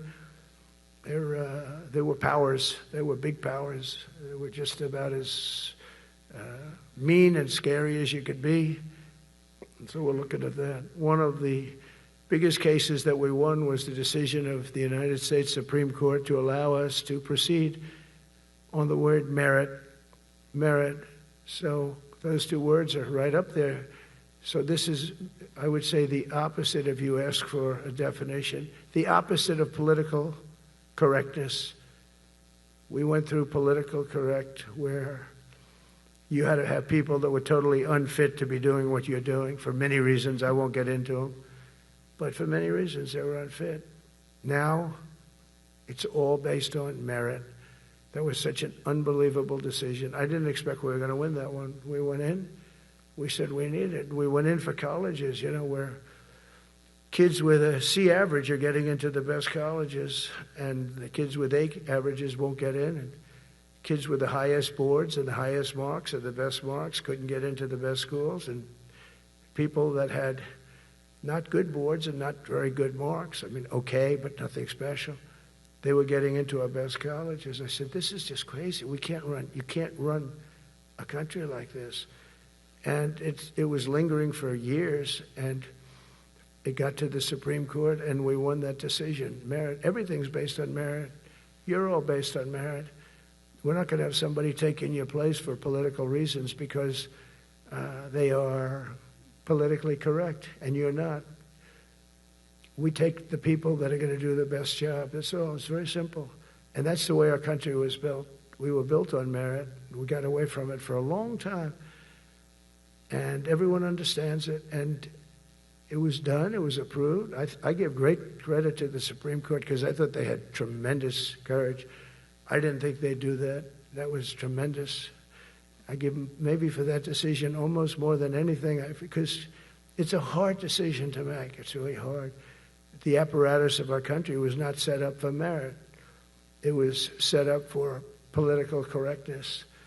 And you can never be great if you're going to do that. And we're going to be greater than we ever were before. We're bringing back a focus on fitness, ability, character, and strength. That's because the purposes of American military is not to protect anyone's feelings. It's to protect our republic, and it's the republic that we dearly love. It's to protect our country. We will not be politically correct when it comes to defending American freedom, and we will be a fighting and winning machine. We want to fight, we want to win, and we want to fight as little as possible. You have to count on people like me to keep you out of wars, because we don't want to go into wars. Many of the wars that I just told you about, we could have entered those wars and settled them in a different way, lose a lot of our troops. And we could have settled them, I guess, differently. Maybe not, actually. Actually, you might not have been able to settle them. We just would have been in the middle of a lot of firepower. But when we do need it, you're going to be so ready. And you know it. But very importantly, with that goal in mind, I've committed to spending over $1 trillion on our military in 2026, and that's the most in the history of our country. $1 trillion. That's a lot of money. I hope you like that. Ma'ams and sirs, I hope you like it. That's a hell of a lot of money. We have the best of everything. Every branch is seeing major investments, and as I announced in the Oval Office in March, we are rapidly moving forward with the first ever 6th generation fighter jet. I didn't name it. I did not name it. Boeing came in and they said, "Sir, this is our submittal. It's the greatest fighting jet ever done." And you know, they're testing all these planes. All the companies are testing, and this one tested like through the roof. And they said, "We'd like to name it the F-47. I said, "All right, let me think about it." Then after thinking for about 2 seconds, I said, "Okay." You know what that means, 47. I'm 47. So I'm 45, 46, and 47, you know, if you think about it. I just don't want the credit for 46. I don't want to have their open borders and people coming in from all over the world, including jails and mental institutes. I don't want that on my record, but I like having it. We're investing tens of billions of dollars in modernizing our nuclear deterrence capabilities like never before. And we've begun construction on what we call the Golden Dome missile defense shield. It'll be the most sophisticated in the world. You watched it do well until they had some problems at the end with a little bit of a lack of ammunition, defensive ammunition, but they've got that taken care of. But I tell you, it's what we're doing is so good, and we deserve it. You know, we help other countries with it. We don't have it ourselves. And Canada called me a couple of weeks ago. They want to be part of it. To which I said, "Well, why don't you just join our country? You become 51, become the 51st state, and you get it for free." So I don't know if that made a big impact, but it does make a lot of sense. It actually makes, because they're having a hard time up there in Canada now, because as you know, with tariffs, everyone's coming into our country. We have more investment than we've ever had before, $17 trillion coming in. As an example, in 4 years, Biden didn't have $1 trillion. We have $17 trillion more than that in 8 months coming in. And they're coming in from Canada, Mexico, from Europe, from all over. AI, auto plants. Everybody's coming back to the United States. Under my budget, we will be expanding the U.S. Navy by at least 19 ships next year, including submarines, destroyers, assault ships, and more. And it's going to be much more than that as we go along, because we basically don't build ships anymore. We do build submarines, but we don't build ships. Do you know in the Second World War, they were freighters and different types, but we were doing a ship a day, and now we don't do ships. And I'm not a fan of some of the ships you do. I'm a very aesthetic person, and I don't like some of the ships you're doing aesthetically. They say, "Oh, it's stealth." I say, "That's not stealth. An ugly ship is not necessary in order to say you're stealth." By the way, the B-2 bombers were incredible. That is stealth. They went into that. I was with General Kane and Pete were in we call it the war room, but we're watching them go in, and they were totally untouched. They were not seen. They were literally not seen. They dropped their bombs. They hit every single one of them, hit its target. It was total obliteration. CNN, when we came back, fake news CNN, oh, their camera just went off. You know, their camera, every time I mention they turn the camera up because it's never good. They say this is a problem, but I don't blame them. You're better off keeping it off. But they have some scammer reporter who started saying, without any knowledge, that he may not have hit the targets as well as they thought. It may not have been obliteration. He did hit the targets, and they got to give us a little credit, right? It was obliteration, it turned out. The Atomic Energy Commission said it was obliteration. They had, not only did they hit the target, they had these chutes. And think of this here. Way up in the sky, there was no moon. It was dead dark. You couldn't see a thing. You couldn't see them. But they had, I guess, a beam going right into these chutes. Every single one of those bombs went right down those chutes into a granite mountain. I think it's the last time they're going to build air chutes. They had these air chutes that were nice, beautiful. They were meant for us. But it was total obliteration. And now they give us credit for that. But these people were phenomenal. I tell you, for the Air Force people here, you can be very proud. That B-2, we just ordered a lot of new ones and updated ones, but I'd take the other ones. Let me tell you, they couldn't have worked any better. So they flew for 37 hours total, back and forth, no stops, no nothing. We had 52 tankers loading them up. And that's a job I wouldn't necessarily want too much, flying a tanker, loaded up with hundreds of thousands of gallons of fuel. I don't know if I'd do that job. I asked the question, what happens if it gets hit? Sir, you don't want to know about that, right? I don't want to know about that. But those guys, they just hear us. They're incredible. I had them all to the Oval Office. We had the B-2 pilots and a lot of the people, even the people that took care of them, the maintenance people, just as important. We had them all to the White House, gave them a big party on the lawn, brought some of them into the Oval Office. But on top of all this, we'll deliver a hard-earned pay raise of 3.8% to every soldier, sailor, airman, Coast Guardsman, Space Guardman, and Marine, something you weren't getting from the past administration. They did not treat you with respect. They're Democrats. They never do.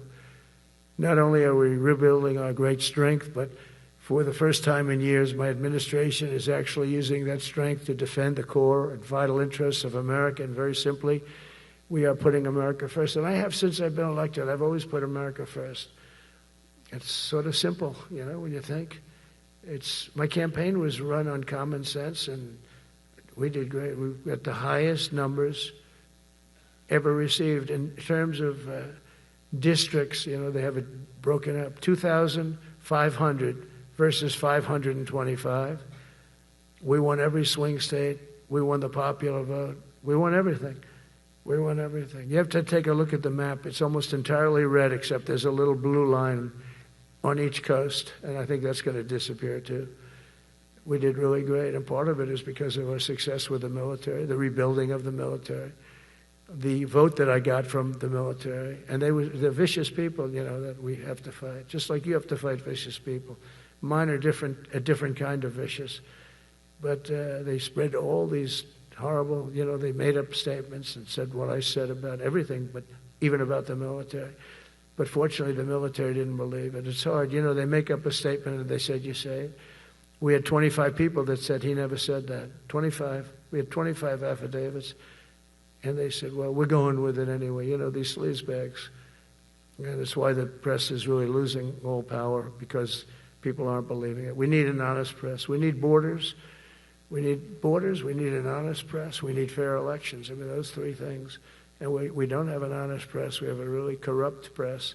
But we fight through the corrupt press. And the people understand you have to do this stuff a lot. You have to go on television a lot, because you can't get a fair shake if you're going to rely on somebody else. They don't understand. They've destroyed the image of media now is at the lowest point it's ever been. It's lower than Congress. Can you believe that? It's something. But together with many of you in the room, we've brought back the fundamental principle that defending the homeland is the military's first and most important priority. That's what it is. Only in recent decades did politicians somehow come to believe that our job is to police the far reaches of Kenya and Somalia, while America is under invasion from within. We're under invasion from within. No different than a foreign enemy but more difficult in many ways because they don't wear uniforms. At least when they're wearing a uniform, you can take them out. These people don't have uniforms. But we are under invasion from within. We're stopping it very quickly. After spending trillions of dollars defending the borders of foreign countries, with your help, we're defending the borders of our country from now on. We're not going to let this happen. Biden let people come in from prisons, mental institutions, drug dealers, murderers. You know, we had 11,488 murderers allowed into our country by this guy who had no clue. He had no clue. He shouldn't have been there in the first place, but he had no clue. The people that ran the office, the White House, were people that surrounded him, radical left lunatics that are brilliant people, but dumb as hell when it came to policy and common sense. And they allowed people from all over the world, from the Congo. They opened up prisons in the Congo. They came into our country totally unmatched, unvetted, unchecked. And from all over, South America, not just South America. You know, you think South America, no, but from all over. A lot came in from Venezuela. Venezuela emptied its prison population into our country. That's why they have Tren de Aragua, one of the worst gangs ever. But we took care of them. We took good, strong care of them. And I just want to thank the National Guard in Washington, D.C. It's embarrassing to say this. Now I can say it because we solved it. But Washington, D.C. was the most unsafe, most dangerous city in the United States of America. And to a large extent, beyond. And beyond that. You go to Afghanistan, they didn't have anything like that. You go to countries that you would think there's problems, they didn't have that. And now Washington, D.C., after 12 days of serious, serious intensity, we took out 1,700 career criminals. If you have 5 career criminals, they can make your numbers look very bad because they'll commit many crimes a day. But we took out 1,700, and they took them out. There was no doubt who the boss was. They did an unbelievable job. Then they started even cleaning. I said, I don't want them doing that, sir. They were cleaning it up. I drove through it 2 days ago. It was beautiful. People are walking down the street holding hands, man and wife, coming from Iowa. They're not worried about being shot. Washington, D.C. is now a safe city. In fact, I went out to dinner with my crew. I haven't done that. In theory, I wouldn't do it. And I felt totally safe. And nobody's been attacked. Nobody's been hurt. Washington, D.C. went from our most unsafe city to just about our safest city in a period of a month. We had it under control in 12 days, but give us another 15, 16 days. It's perfect. And people other than politicians that look bad, they think, the Democrats run most of the cities that are in bad shape. We have many cities in great shape too, by the way. I want you to know that. But it seems that the ones that are run by the radical left Democrats, what they've done to San Francisco, Chicago, New York, Los Angeles, they're very unsafe places. And we're going to straighten them out one by one. And this is going to be a major part for some of the people in this room. That's a war, too. It's a war from within. Controlling the physical territory of our border is essential to national security. We can't let these people in. We had no people enter in the last 4 months. 0. Even I can't believe that. We had millions coming in, pouring in. 25 million all told. And of those 25 million, many of them should never be in our country. They would take their worst people and their people from prisons and jail, and they'd put them in a caravan and they'd walk up. CNN was interviewing one person. Oh, why are you coming? I want freedom. Good. Were you in jail? Yes. For what? Murder. He said, you had to see this anchor, a young woman. She's like, I couldn't believe. She'll probably lose her job. But because the left doesn't want to hear that. But we're running it based on common sense and based on love of our country. But I want to salute every service member who has helped us carry out this critical mission. It's really a very important mission. And I told Pete we should use some of these dangerous cities as training grounds for our military, National Guard, but military. Because we're going into Chicago very soon. That's a big city with an incompetent governor. Stupid governor, stupid. They threw him out of his family business. He was so stupid. I know the family. He becomes governor. He's got money. Not money that he made, but he ran for governor, he won, and now he criticizes us all the time. And last week they had 11 people murdered, 44 people shot. The week before that they had 5 people murdered, 28 people shot.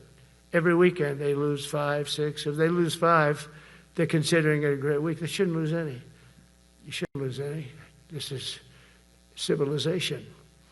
And he's always up there saying, we're in very good shape. We don't need the military. No, they need the military desperately. How about Portland? Portland, Oregon, where it looks like a war zone. And I get a call from the liberal governor. Sir, please don't come in. We don't need you. I said, well, unless they're playing false tapes, this looked like World War II. Your place is burning down. I mean, you must be kidding. Sir, we have it under control. I said, you don't have it under control, Governor, but I'll check it, and I'll call you back. I called her back. I said, this place is a nightmare. It's certainly not the biggest, but it's one of the worst. It's brutal. They go after our ICE people, who are great patriots and tough job too, but they love it. They love it because they're cleaning up our country. And so you look at some of the things where they took over parts of Seattle. They actually took over a big percentage of Seattle. Think of that. You remember that. That was a while ago. And I sent in the troops, and they were gone. As soon as I sent them in, when we send in the troops, if you have a real leader that says you got to do what you have to do, I put that out the other day. You got to do what you got to do because we don't want our people hurt as they stand by. I was watching during Biden, there were troops standing up like this, brave, standing up at attention, the way I should stand all the time. And I'm like this, and people are standing, their mouth is this far away from their mouth, and they're spitting at them, and they're screaming at them. And that soldier standing there, he wants to knock the hell out of the person, but he's not allowed to do anything. So they just stand there and they get abused. And a woman was this far away from his face, and she starts spitting in his face, and he's not allowed to do anything. If it's okay with you, generals and admirals, I've taken that off. I say, they spit, we hit. Is that okay? I think so. They spit, it's a new thing. They spit, we hit. How about the cars, where the cars are coming out? They get brand new cars, Border Patrol, ICE, beautiful, nice new cars. And they're driving along, and they have to go through a gauntlet of rocks being thrown at the car. So here's this beautiful brand new car. By the time it goes 100 yards, it's destroyed. These guys have pretty good arms, some of them. And they're throwing bricks at full force into the window and into the car. It looks like it's a war zone. And I said, never let that happen again. From now on, if that ever happens, and I say it here, you get out of that car and you can do whatever the hell you want to do. Because those people are you can die from that. Those bricks go through the windows. You can die. They'd like it to. They'd like it to go through the window. But this was a couple of months ago. They just kept driving, and bricks are hitting the car. And I said, why aren't they stopping? Because they were under orders from the past administration, never stop. But that's different with us. We stop. And since I gave that order, we haven't had that problem. It's very interesting. It's amazing. It's just like in Venezuela. You've seen the boats going. We can't find any more boats. They're carrying drugs, massive. Every boat kills about 25,000 people. That's what they have. They had fentanyl mostly and a lot of other drugs. And we take them out, and we've taken out 4. And it's on air. Everybody gets to see it. Not that we like to do that, but every boat kills 25,000 on average. 20. Some people say more. You see these boats, they're stacked up with bags of white powder. That's mostly fentanyl and other drugs too. And now we have a problem. General Kane says, sir, there are no boats out there. Not even fishing boats. They don't want to go fishing. I don't blame them. There'll be no fishing today. But it's amazing what strength will do, because all we want to do is stop drugs from flowing into our country. It's destroying. We lost 300,000 people died last year. Everybody knows, friends, many friends probably, that you lost a child or adults too, but you lost a son or daughter because of what's coming into our border, and we're making it very hard. Oh, and we haven't even started yet. Last month I signed an executive order to provide training for quick reaction force that can help quell civil disturbances. And this is going to be a big thing for the people in this room because it's the enemy from within, and we have to handle it before it gets out of control. It won't get out of control. Once you're involved at all, they all joke. They say, oh, this is not good. You saw it in Washington. We had gangs of Tren de Aragua with 10, 12, 15 kids, and these military guys walk up to them, and they treat them with disrespect, and they just got pounded. They just got pounded. The gang just pounded. Then thrown into paddy wagons and taken back to their country. Some are so dangerous we don't want to even do that because we don't want to, some of stone cold murderers, we don't have the confidence. Even though they're not coming back very easily, we don't have the confidence. We put them in jails. But these service members are following in a great and storied military tradition, from protecting frontier communities to chasing outlaws and bandits in the Wild West. And our history is filled with military heroes who took on all enemies, foreign and domestic. You know that phrase very well. That's what the oath says, foreign and domestic. Well, we also have domestic. George Washington, Abraham Lincoln, Grover Cleveland, George Bush, and others all used the armed forces to keep domestic order and peace. Many of our leaders used the military to keep peace. Now they like to say, oh, you're not allowed to use the military. And you know what the people say? The people in those cities where they're being raped and shot and beat up, you know what they say? We love the military. You ever see where they interview the people on the street? I've never seen somebody say they don't, unless they're radical and paid off, because a lot of these insurrectionists are paid by, whether it's Soros or other people, but they're paid by the radical left. So today I want to thank every service member from general to private who has bravely helped us secure the nation's capital and make America safe for the American people. It's amazing. The whole world is watching. Everybody in the White House, they come up to me, young women, sir, thank you. I know immediately what they're thanking. They don't have to say it. They walk to work now to the White House. We haven't had a crime in Washington in so long because we got the careers. We call them the careers. We got these lunatics out, and they'll never be any good. You know, I hate to tell this to the liberal media. You could spend time with them. You could do whatever you want. You could send them to the finer schools, which they couldn't get into anyway, mentally. They couldn't get in, but no matter what you do, they'll never be good. They're bad. They're career criminals. I don't know, maybe they were born that way. Some people don't like me to say that, but maybe they were. Certainly some were.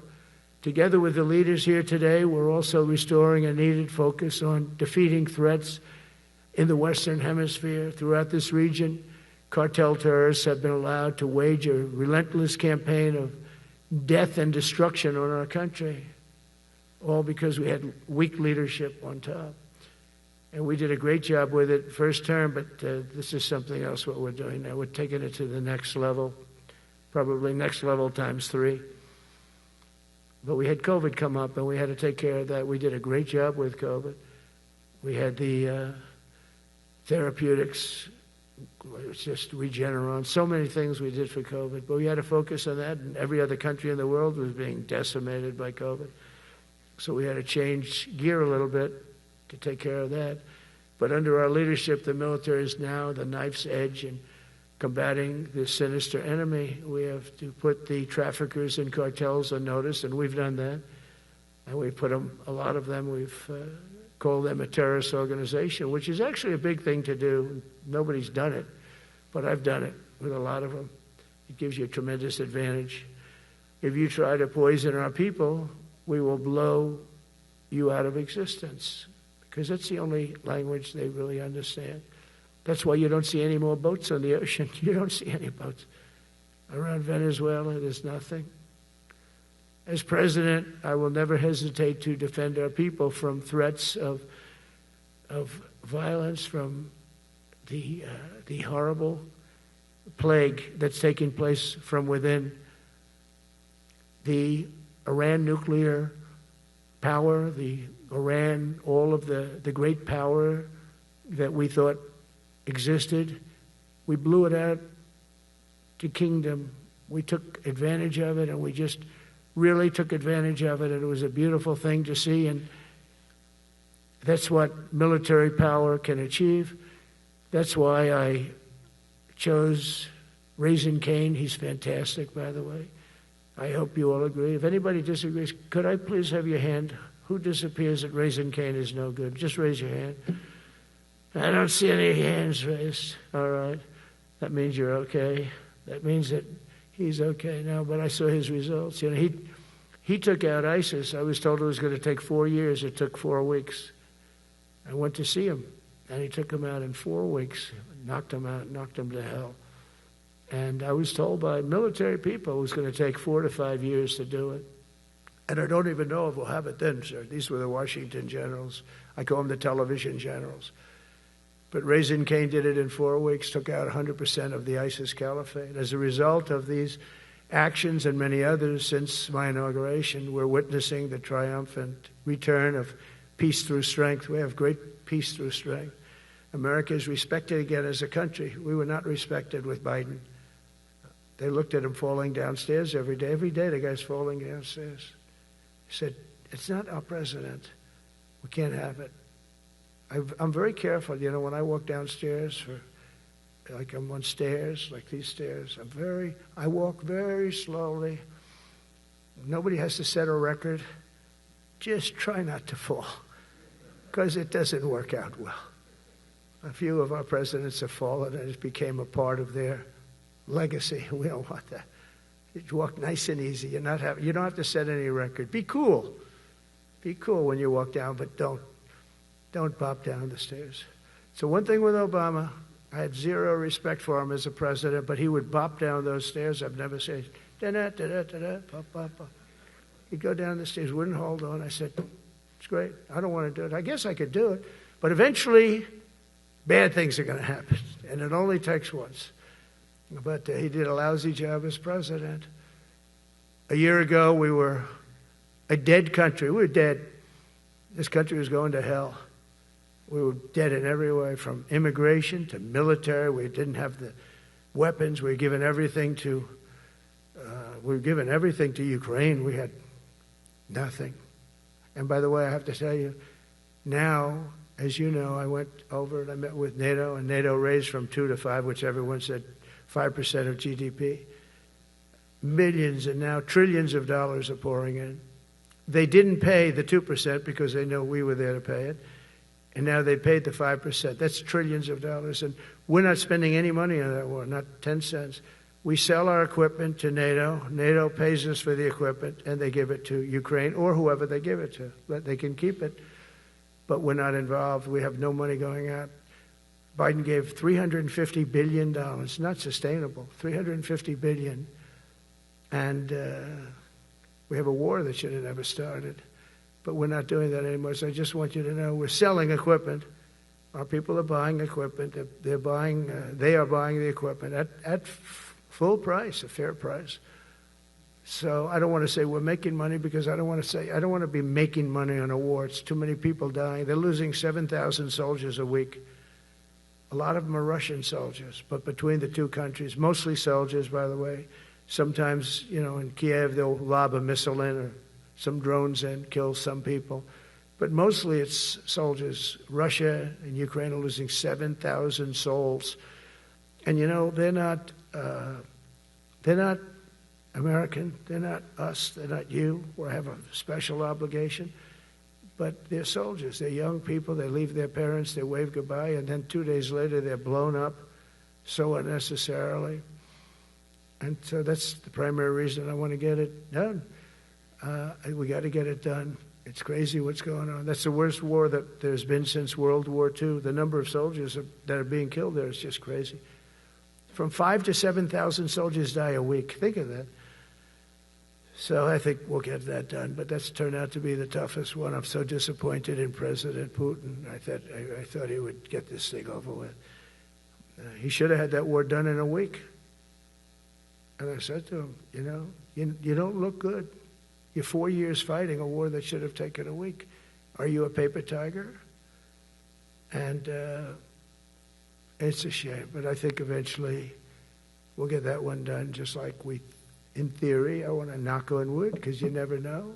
It's like we're going to have the Middle East done, which is actually a much harder thing to do. I mean, thousands of years, but we have to get that war done. So now just think of it, we're a dead country. I was with the King of Saudi Arabia, a great guy. I was with the Emir of Qatar. I was with the great leadership of UAE. I was over there. We brought back $2 trillion and more. They ordered 200 planes, Boeings. They ordered so much, and they were great. But they all said essentially the same thing. They said, 1 year ago, you were a dead country, and now you're the hottest country anywhere in the world. We're the hottest country in the world right now. The absolute hottest country in the world. There's nobody even close. Putin said that to me. We met in Alaska, had a good meeting. Then he went back and started sending drones into Kiev. I thought we had a good meeting. But it's one of those things. But we were a dead country a year ago, and now we're the hottest country anywhere in the world. Think of that. You can be proud of that. And you must have felt like hell when you have a wife or a husband at home, and you used to read the numbers that we can't get people to join the Army, Navy, Air Force, Marines, Coast Guard. You must have felt like, I have a job that nobody wants. That doesn't feel good. Well, now you have a job that is brimming over with people wanting it. They want it. And you're able to get a much higher quality because now you have your choice. You want so many. And we're going to have many, many people that aren't going to be able to join because of the fact that we don't need them at this moment. But think of it, what a difference that is from, I could just imagine 2 years ago, you're reading front page articles in the New York Times, of course, and Wall Street Journal. They always give us unfair stories. But they played it so big. They were playing it so big. Nobody wants to join the Army, the Marines, the Air Force. They don't want to join. They don't want to join the Coast Guard at all. Nobody wants to join. Nobody wants to join our police forces. Our police forces also. It's almost went hand in hand.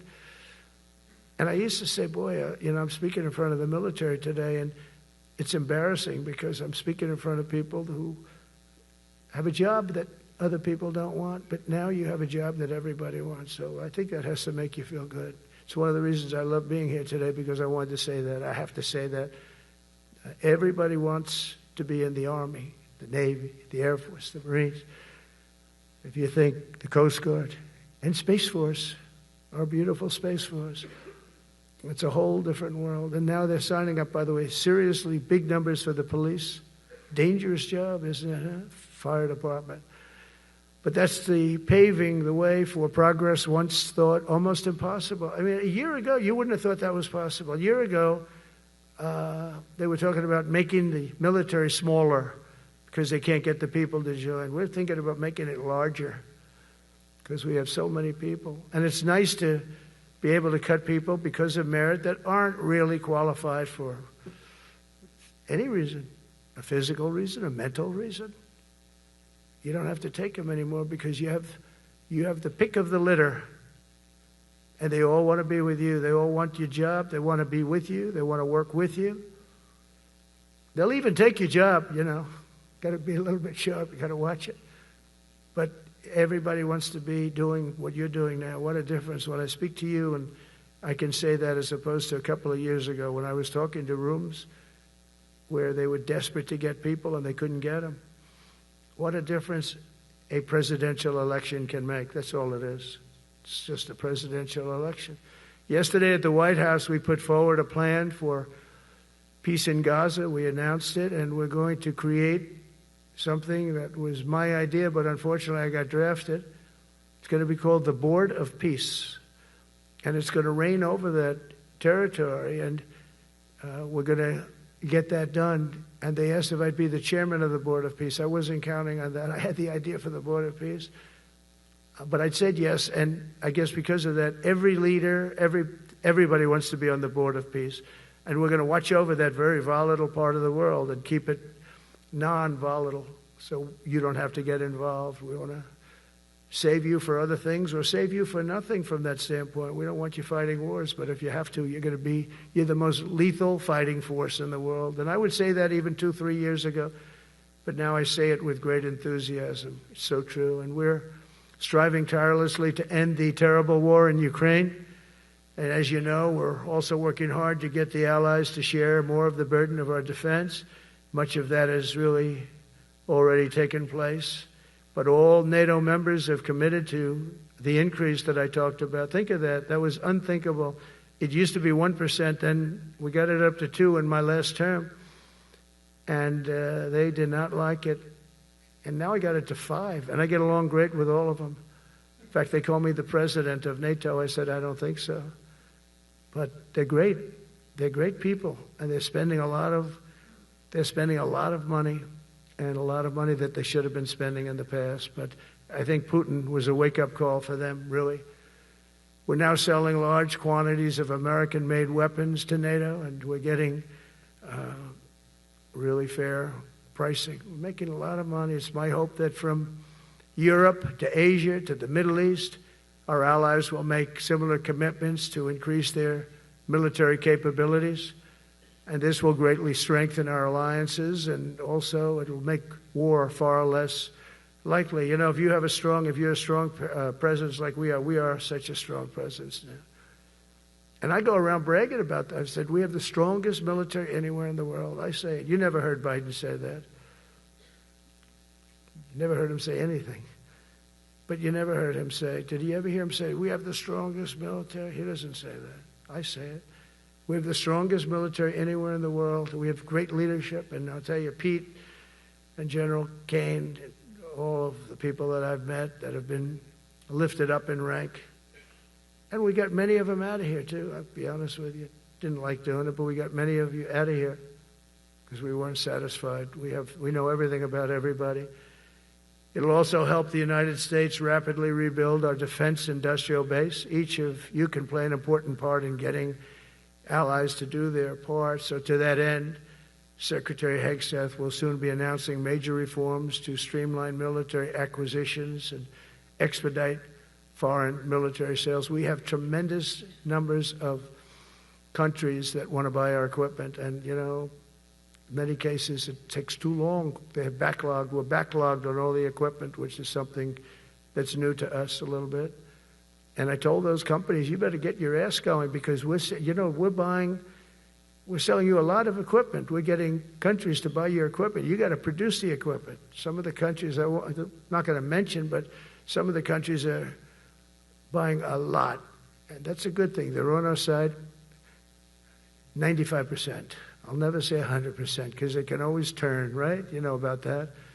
But they're on our side. The problem is we have to get the companies that make this equipment, and we make the best equipment in the world, but they got to make it faster. We have orders for the F-35. We have orders for everything.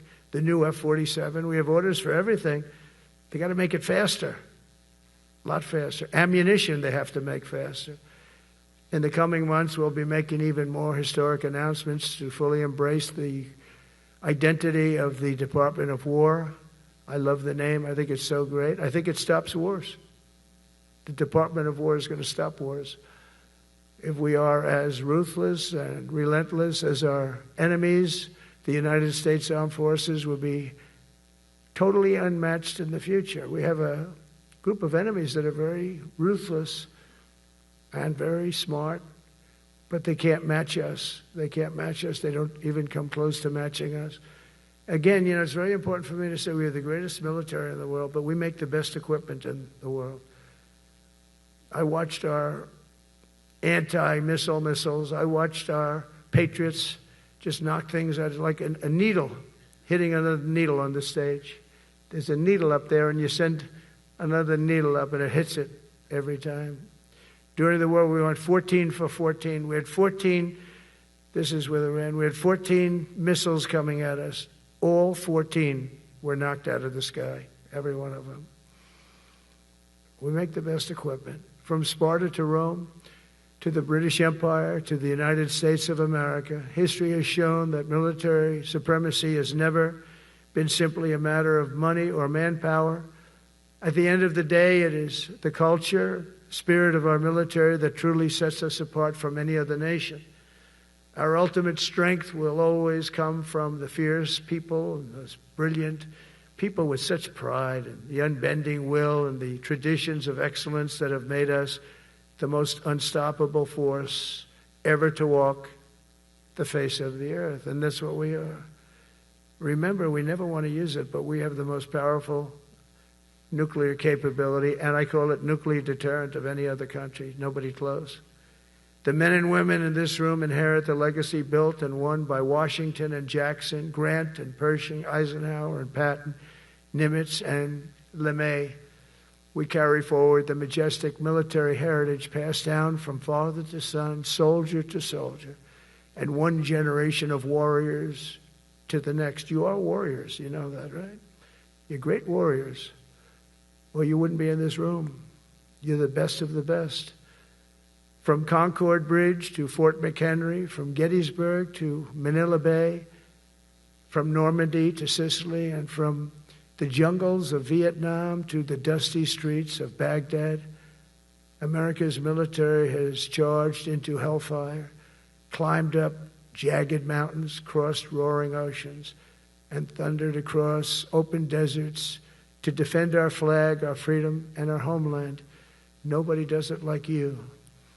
Now we are discovering American muscle, reasserting American might, and beginning the next story chapter in American military legends and lore. That's L-O-R-E. It is lore. When it comes to defending our way of life, nothing will slow us. No enemy will stop us. They cannot stop us. And no adversary will stand in our way. They won't stand in our way. We don't want them to stand in our way. We don't want to even put them in that position, but they're not going to stand in our way ever again. You'll never see 4 years like we had with Biden and that group of incompetent people that ran this country that should have never been there. Because we are the United States military, the best, the boldest, the bravest that the world has ever seen, that the world has ever known. With leaders like we have right here in this beautiful room today, we will vanquish every danger and crush every threat to our freedom in every generation to come.